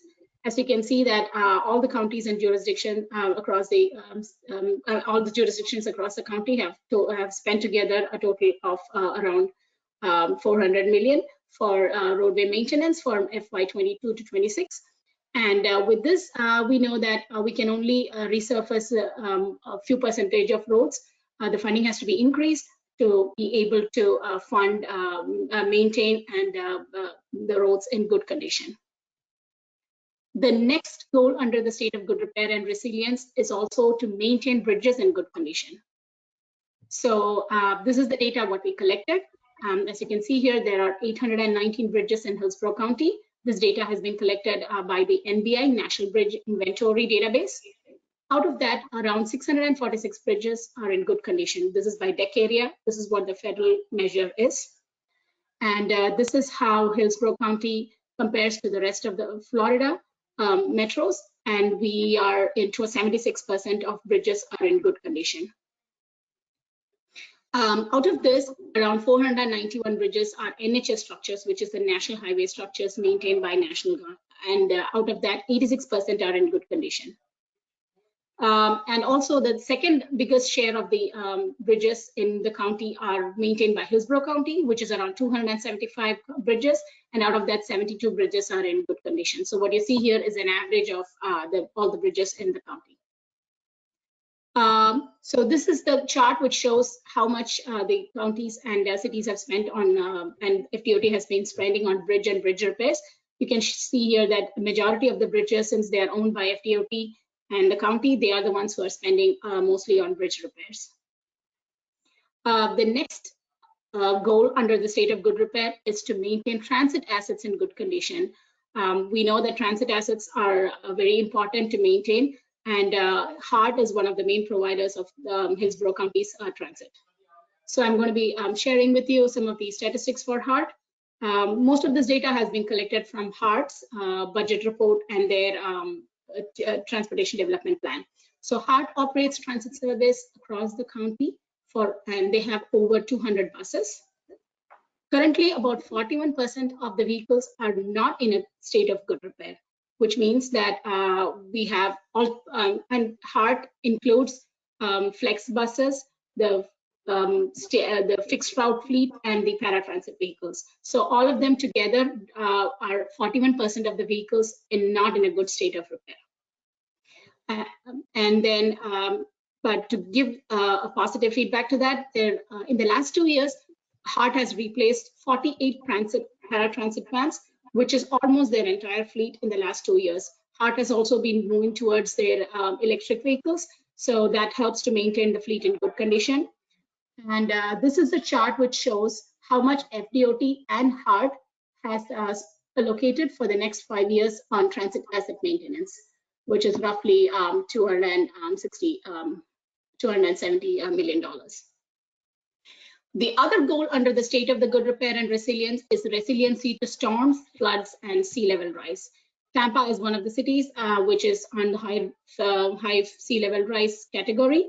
And you can see here that 20% of the roadways are vulnerable to category 3 storms, and 11% are vulnerable to inland flooding from rainfall. We notice that the critical roads, which are highly to moderately vulnerable category, are over 115 miles. So what we are hoping to maintain under the resiliency is to raise the bridge structures to enhance the drainage of some of the roads, protect the vegetation on the side of the roadways, also to invest something more on the beach and shoreline preservation and hardening of pavement. So these are the goals that we need to make sure that we are able to get more funding for, to be able to cover some of these repair categories. And this is a composite chart kind of showing how where the money is spent. I did go over the bridge maintenance. I also went over the roadway and the transit maintenance. And on top of that, FDOT spends also on other routine maintenance and general maintenance, including lighting and other minor repairs. And if you can notice on the chart here, all the jurisdictions across the county spend roughly a total of over 1 billion for the next 5 years for maintenance category. So moving on from good repair and maintenance, we go to Vision Zero. And the goal for Vision Zero is to reduce fatal injuries and fatal crashes, and also to reduce serious injury crashes. So again, coming back to the COVID travel trends, the fatalities dropped around March 2020 due to the travel restrictions from COVID, but it picked up towards the end of the year. This is a Hillsborough County fatalities chart, what we collected from Signal 4 Analytics, and is reported as of December 6 when this report was prepared. If you can notice here that 2019 was a high crash year. It did drop a little in 2020 and then picked back in 2021. And currently we are over 230 crashes and the last month is still there. You can notice here that the average rate of fatalities for the 5 years from 2017 to 2021, we calculate it as a 5-year rolling average, should be at 1.38 to meet target. Currently, we are a little over that for the last 3 years. So we need to bring that target, we need to bring that average rate of fatalities down for the 5-year rolling average to be able to meet the federal target. Similarly, for the rate of serious injuries, the target was set as 8.49. This is the federal target, and we are currently almost in that category. We will be able to maintain the rate of serious injuries falling under the target. This is another number that we noticed under the Vision Zero, which is the number of non-motorized serious injuries and fatal crashes together. In 2020, the number was 227, which was a high number compared to the previous years. The reason could be because more people have been biking and walking due to the travel restrictions in COVID, and many people were out on the road biking either for recreation or for commuting purposes. So the similar trend is being seen in 2021, and so we need to make sure that we are able to bring the numbers down. This is another graphic which shows, this is a screenshot of the tool, and it is a heat map which shows the crashes from January 2016 through December 2020. This is also directly fed by the Signal 4 Analytics, and you can see kind of where the crashes are concentrated in the county. This is the chart which shows how much the jurisdictions are spending on Vision Zero. If you can see here that FDOT does spend about close to $88 million, and the other jurisdictions also do invest in Vision Zero safety programs. Some of these programs are not clearly defined by the smaller jurisdictions as they are combined with other road projects, but they do include a percentage of that. So it could be misrepresented, but this is what the jurisdictions have allocated for the next 5 years for Vision Zero. The third bucket, or the third spending category, what we need to focus on is the smart cities. The goal of smart cities is to reduce congestion and to improve delays. And the main metrics that we measure here is called the travel time reliability. It assesses the travel time on interstate and non-interstate roadways, and also it assesses the dependability of travel time. So a 30-minute commute should not become a 2-hour or a 1-hour commute, and the reliability should be within a certain range. And the state targets set are 75% for the travel time on interstates. For the travel time on non-interstates, it should be more than or equal to 50%. And for the freight reliability, it should the measure is set at less than 2. And currently, the state meets all the Hillsborough County meets all the state targets for the 2020 year. I know this graphic is a little small, but this is the smart cities. What we measured was the VMT, and I wanted to bring this measure here. I wanted to note this point here because this was brought up at the last CAC meeting, that they were interested to see the VMT per capita. And you can notice here in the chart that we did measure the VMT per capita for the Hillsborough County state highway system and the public roadways for the last 10 years, starting from 2020. In 2020, the numbers for the state highway dropped from 15.6 to 13.9. And for the public roadways, it dropped from 27 miles per capita to about 25 per person per day. And again, this is a data recorded only as of 2020. We would have to see the VMT trends in 2021 to see how that number has changed this year. This is the chart which shows how much the counties have spent on smart cities, and FDOT is a major contributor for it, spending close to about $100 million.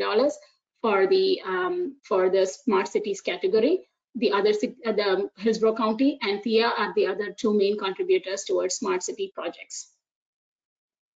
The fourth category, the fourth funding bucket, if you would want to call it, is the real choices when not driving.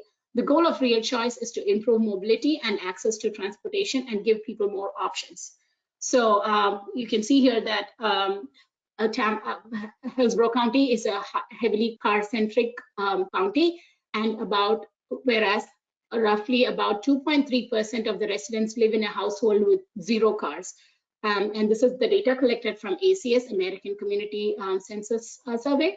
So even though it's only 2.3 percentage, the people are 16,000 and they're highly dependable on transit or other modes, including bike, walking for their daily commuting and transportation needs. We did notice from the Transportation Disadvantage Service Plan that was presented to you last month that around 43,000 residents are critically needs people, which means they are either due to their health condition or their financial condition or one of the other factors, they are highly dependent on transit. And excuse me, the critical needs population will increase by over 55% by 2045. So this number is going to increase, and we need to make sure that we are able to provide more transportation options for these people. The transportation demand management shows that there will be an estimated of 9% increase for transportation demand by the transportation disadvantaged people in the next 5 years. So funding has to be increased to be able to support the real choices and give people more options for the residents in the county. This is the data what we collected from HART, because HART is one of the main providers for transit.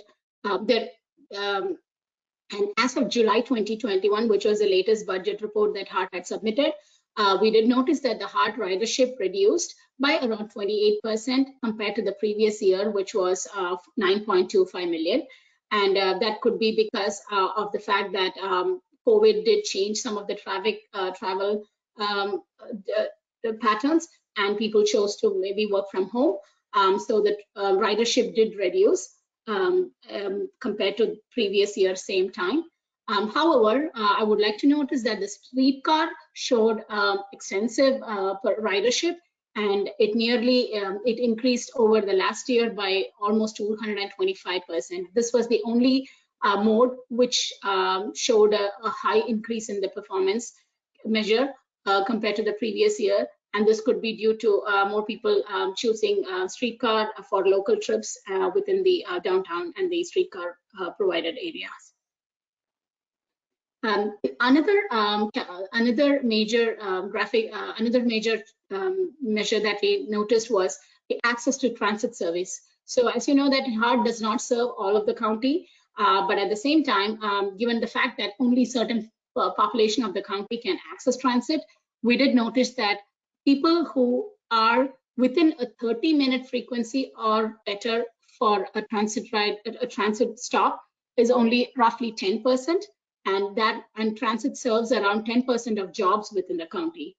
But for a frequency of 60 minutes or better, there are about 19% of the population which is accessible and which is served by transit, and roughly about 39–40% of people can access jobs through HART bus services. So that means that still there is a big gap, and there is a scope for improvement for serving more people via transit. This number is very similar to what we had in the last State of the System report. The two factors which kind of measure the transit ridership are vehicle revenue miles, VRM, and passengers per revenue hour.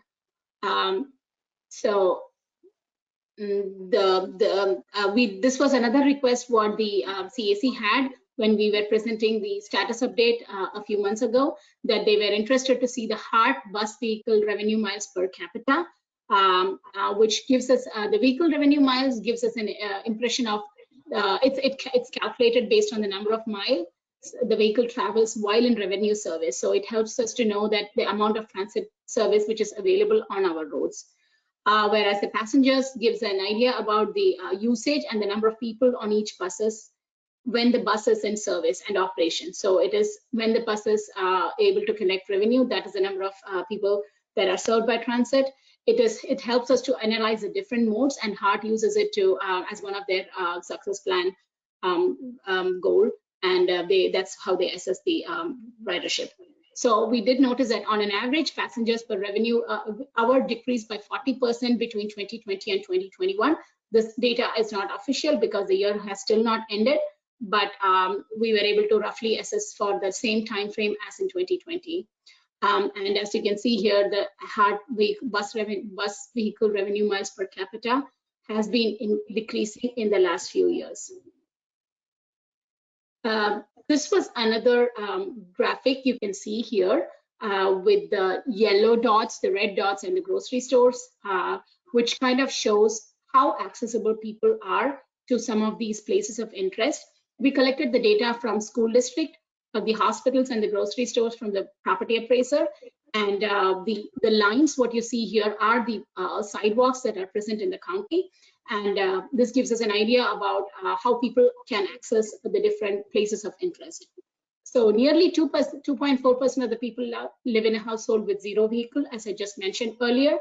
There are over 1,200 miles of sidewalk in the county, but at the same time, there are many places which are food deserts, if you would want to call it, which do not have a sidewalk access, and that needs to be built.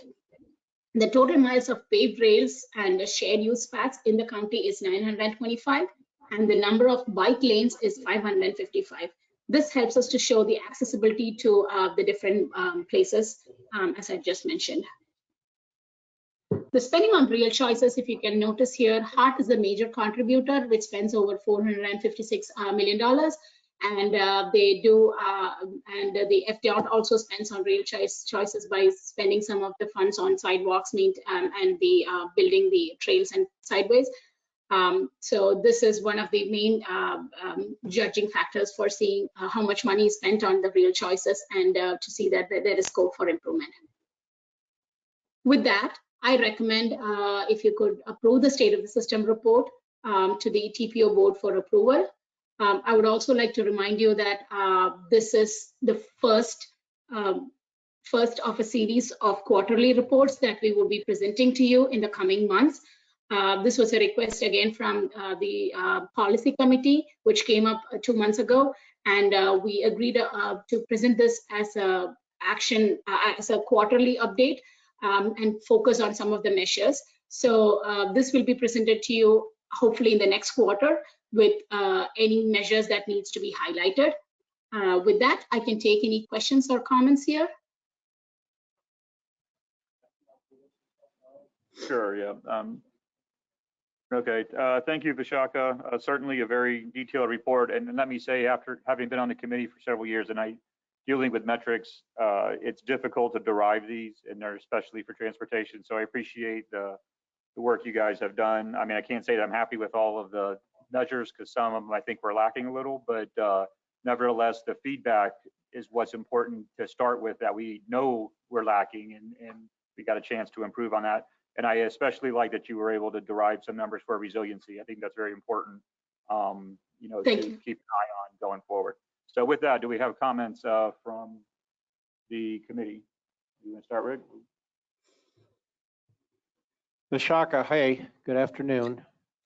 I'm sorry, I'm not able to recognize who this is. This is Rowdy Rick Fernandez from the CAC. Hi, Rick. You hear me? Okay. I do hear you, but I cannot make you. I cannot see you in the group. That's fine. Okay, well, please go ahead. That's fine. If you can't see me, you're missing absolutely nothing. The main thing is, can you hear me? Yes, I can. Please go ahead. Okay, cool. And thank you so much for your presentation and your efforts. I have some concerns, which ordinarily I wouldn't be raising, I don't think, with reference to the state of the system report. These have historically been very, very informational, and I know I've referred to them frequently in MPO public comment and the like. I have the report that I think is the predecessor report to this one, that was actually approved in April of 2019. So I think Johnny Wong presented that, and I picked up the glossy that day, and I've kept it ever since, and I've got notes all over it. So when I reviewed your document as part of our agenda package, I pulled out my old version and I began making some comparisons as to what was in and what was out, what was different. And the thing that I fixed on had to do with the question of, well, it's in the smart cities section, having to do in particular with air quality and concerns over proximity to highly traveled corridors. So let me start with that. I'm looking at the 2019 version of this specific to smart cities. It's page 2. I don't know if you have access to it. You may have reviewed it while you were doing your work in this cycle.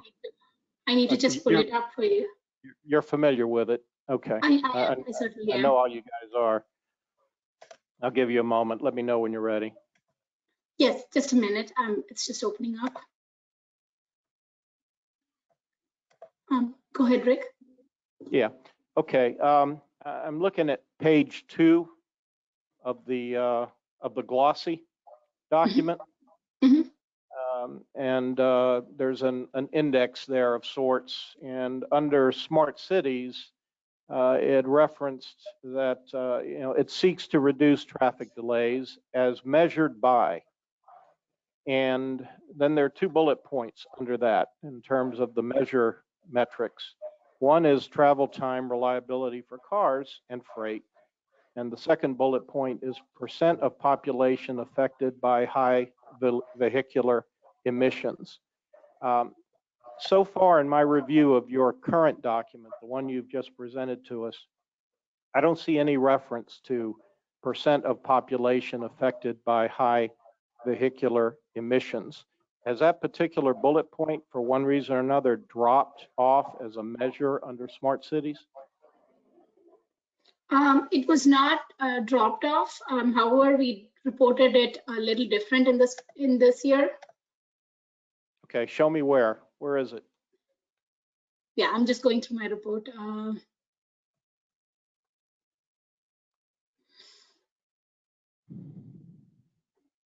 So for air quality, we did try to report the average ozone readings and the nitrogen dioxide and the other particulate matter and the proximity to that as an air quality index scale.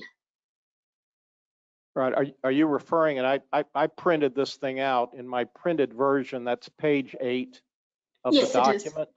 Yes, it is. And so you're referring to the last paragraph on page 8 that's titled air quality, correct? Yes, yes. And I think it finishes up on the top of page 9. It does. Okay, so then let me go to the body of the 2019 version. And this is probably really the crux of my concern. And if you could see me, you might think of me as being on bended knee, asking somebody at FDOT, not at FDOT, but at MPO, TPO, to consider revising this document to include the language that appears on page 16 of the 2019 document. I don't mean to confuse you. I understood, and I have both documents open, so I do get it. You wanted it to be consistent with the way we reported in the 2019, right? The last 2 paragraphs of page 16 in the glossy, the smart cities section, air quality, it refers to adult asthma rates of 9.2%, which rank the highest among other large counties in Florida. It refers to those living within 150 meters of roads with greater than 30,000 vehicles per day, which is approximately 4% of the US population, have the greatest exposure to traffic-related air pollution. And 11% of Hillsborough County's population lives within 150 meters of a high volume road. That paragraph and the following paragraph, which relates to communities of concern, a buzz phrase which I found lacking, frankly, in the written document that you presented. I think you may have mentioned it, or someone did in the presentation verbally, but nearly 1/5 of Hillsborough County's total population lives within 300 meters. And this figure is even higher among vulnerable populations, approximately 1/4 of those living within a community of concern, that being a community experiencing any combination of low income, high proportion of racial minorities, zero vehicle household, limited English proficiency, individuals with disabilities. Also live within 300 meters of a high volume road. The health effects of living near high volume roads are exacerbated by the amount of congestion along those corridors. I found it troubling that that entire section was missing from the presentation this year. Sure. You know, we've recently passed a resolution out of the CAC that I think was actually picked up by the MPO, TPO board, may have even been picked up by the Hillsborough County Commission. I'm not sure, but about equity. And it really has a lot to do, if not everything to do, with the question of communities of concern. And many of them do, in fact, live within an easy walk shed of these high corridor highways or high traffic highways. So I'm not sure if this reflects a change in policy, a change in focus, but whatever it is, it's a misdirection. It's not the direction we should be going.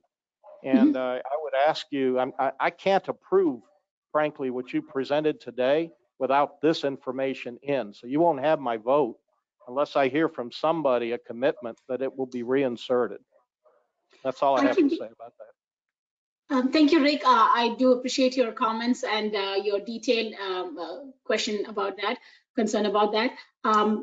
So like I said, we meant it to be a shorter, condensed version of this report.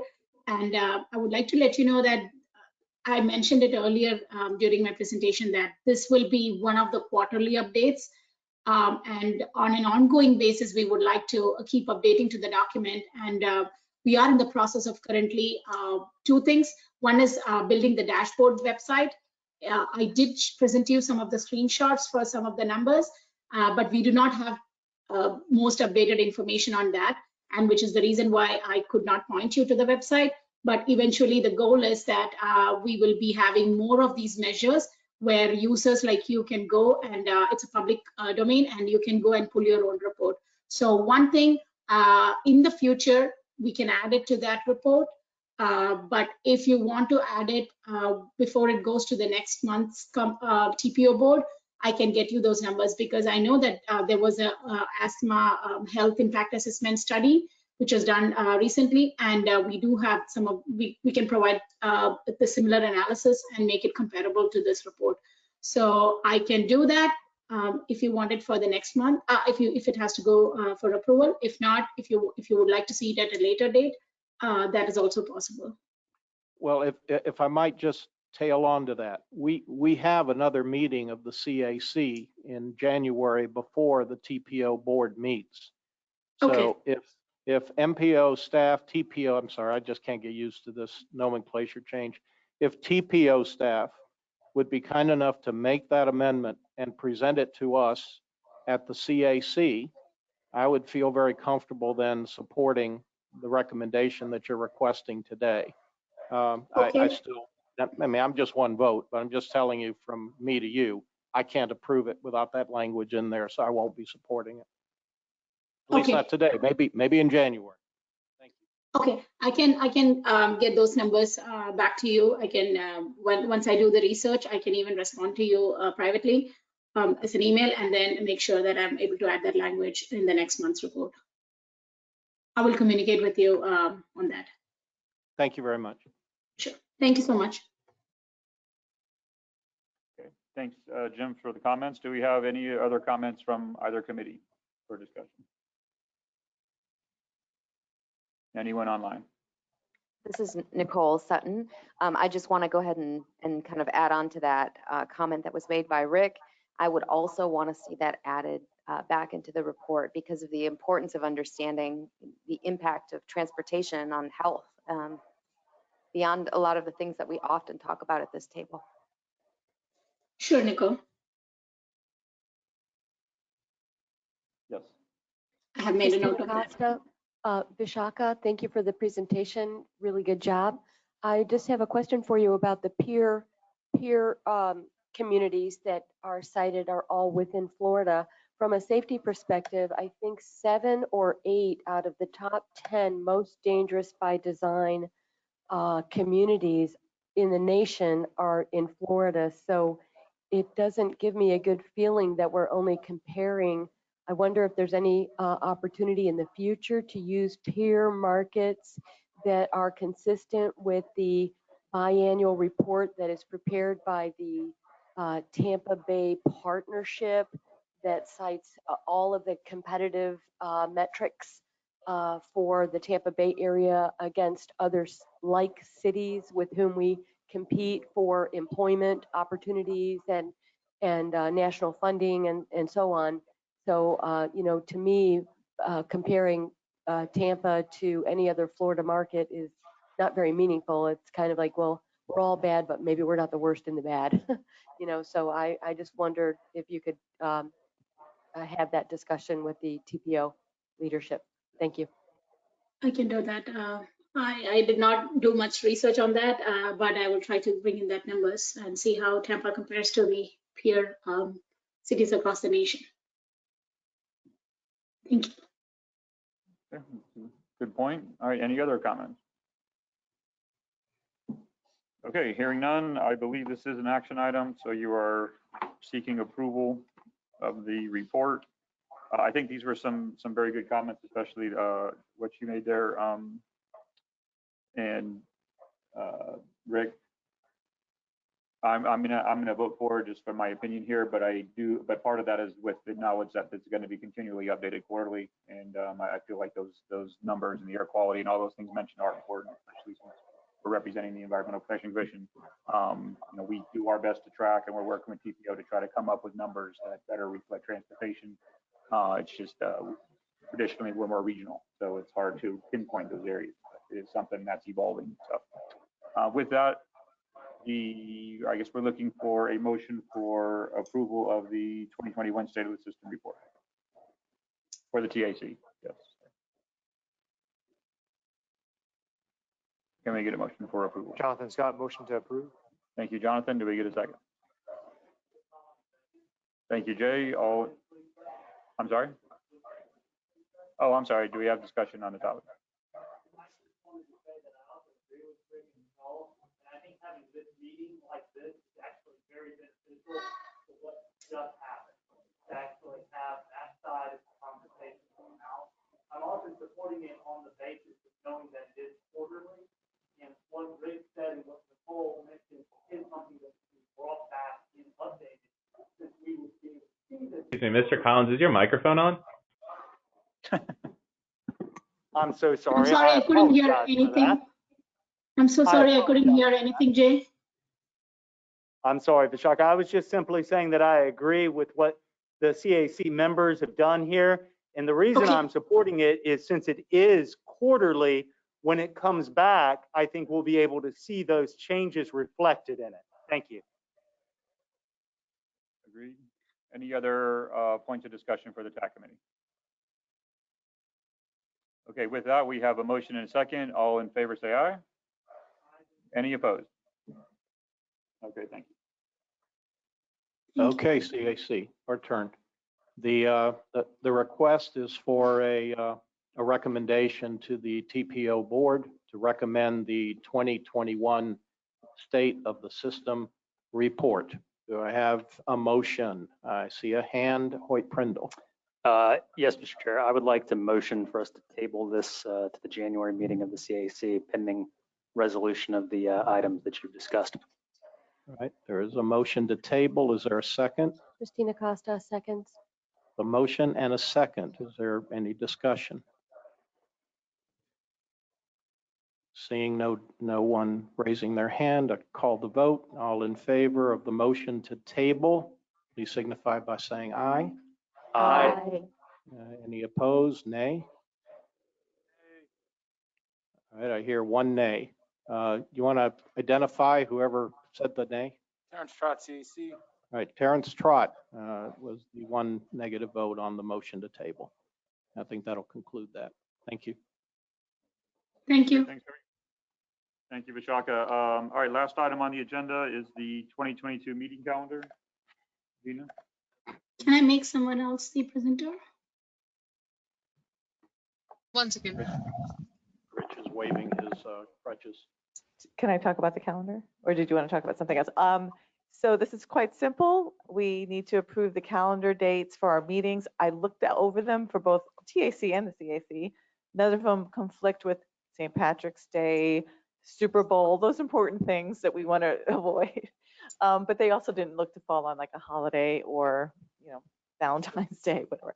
So if I guess we'll, oops, Rich wants to add something. You'll have to hand him the microphone. The first meeting is actually the only one that's a little concerning because it's right after New Year's. Yeah, just if you haven't seen it in the packet, the calendar is in there for all the committees, but for the TAC, generally you're meeting on the first Monday of the month, and for the CAC, you're meeting on the first Wednesday of the month. So I don't think there's any big change, but just for the record, that's what the calendar consists of, and we are seeking your approval. And another thing I just wanted to note, which I like, is that both of our committees now meet before the TPO board. So sometimes that wasn't always, didn't line up that way, but they do now. Okay, thanks everyone. And that was my only real comment for the TAC side of things, is that I'm a little bit worried about the January 3rd meeting right after the first. I know I'm pretty sure that I won't be here, and I'm afraid we might have trouble making a quorum. But you know, other than that, it's the first Monday. I don't have an issue with it being that day. It's just kind of throwing it out there that could be a problem. Any comments or questions from anyone on the schedule? Is Okay. there, Go I'm ahead. sorry, Yeah, Margaret Kibelens, is there a recommendation to change the meeting date then? To go ahead and change it to, say, the 10th? Well, this is for the TAC meeting, so I am TAC. oh, that's right. I'm sorry. I think we could, if I don't know if there's any objection from the TPO or. I believe there's a planning commission meeting on January the 10th. Okay.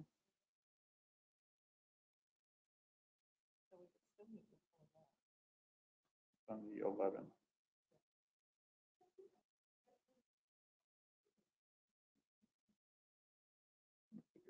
Yeah, so. I'm okay, so TAC just an alternate though, so. No, I agree. I mean, TAC is on the 3rd, so it would be proposed to go to the 10th. The TPO meeting's on the 11th. Doing a quick scan, I don't think it involves ITS. So literally, I would, again, we can do it. I may not be there. It would be a matter of TPO thinks you have any objections to us having it that day. If that, you know, the staff that need to be here, is that a problem for them? Curiosity. What about the rest of you on the TAC that are in, like, could you make the meeting on the 3rd of January? I'm looking at you, Jay. And Yeah, I'll be here. why don't we keep it like this and see if we get a quorum? I think it sounds, unless there's other problems. This is Nicole Sutton. I also will have a conflict on the 3rd. You guys decide. If you want to move to the 10th, I'm completely fine with that. Okay. So we'll just do it formally with the motion. So if we can get a motion to approve the schedule with the, I can't make the motion, but with the one addendum that we remove the January date from the 3rd to the 10th. So if somebody wants to make that motion, I'm certainly would support it. This is Nicole Sutton making the motion that we move the meeting on the 10th, but then go ahead with the rest of the schedule. Okay, very good. We have a motion. Do we have a second? Jonathan Scott, second. Jonathan with the second. All in favor, say aye. And oh, I'm sorry, discussion. I always forget that. I'm sorry, discussion. On January the 10th, there is a planning commission meeting, Hillsborough County Planning Commission, I believe. That starts at 2 p.m. Yeah, we are 1:30. That's correct. So you might then lose me, you might lose Tony Garcia and others. I got you. Or Tony may be retired at that time and it doesn't matter. You know, I'm starting to think that maybe we just stick to the date at hand, and if we don't have a quorum, we'll do it and handle it February. I mean, I'm not sure that I'm not going to be here. I just kind of think I won't. So, so with that, we had motions on board, but is there any objection to restating a motion for a new motion? Seeing none in the room, can I get a motion to approve the schedule as currently listed? So moved. Jay Collins. Second? Do we get a second? Jonathan Scott, second. Yeah, it's Jonathan with the second. All in favor, say aye. Aye. Any opposed? All right, thank you. All right, CAC, you're up. Question of the calendar approval for calendar year 2022. Do I have a motion to approve the calendar as presented by staff? Terrence Trott will move to approve. Is there a second? Carolyn Brown, I second. Carolyn Brown, seconds. Point of order, Mr. Chairman. Sir. Do we, I've noticed that Ms. Acosta has left the room. Do we have a physical quorum at this time to even make a motion? If we've lost even one body, we do not have a physical quorum. Is Christine still here? I think she had to step out. Okay.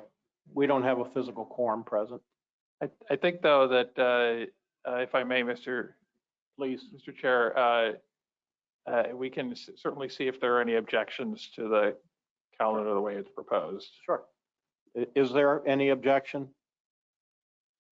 Okay. I see no objection in the room. Then we'll go forward with that. Yeah. Thank you. We can bring it back as old business or something next at the meeting. We can. January, right? Yeah. Okay, that's it. Okay. So I think that covers all the scheduled items. Everybody has seen the schedule for the next two meetings. So is there any old or new business that anybody wanted to bring up? Okay, hearing none, I believe that officially will end the meeting. Thanks everybody for being here today. Thanks, y'all. Appreciate it.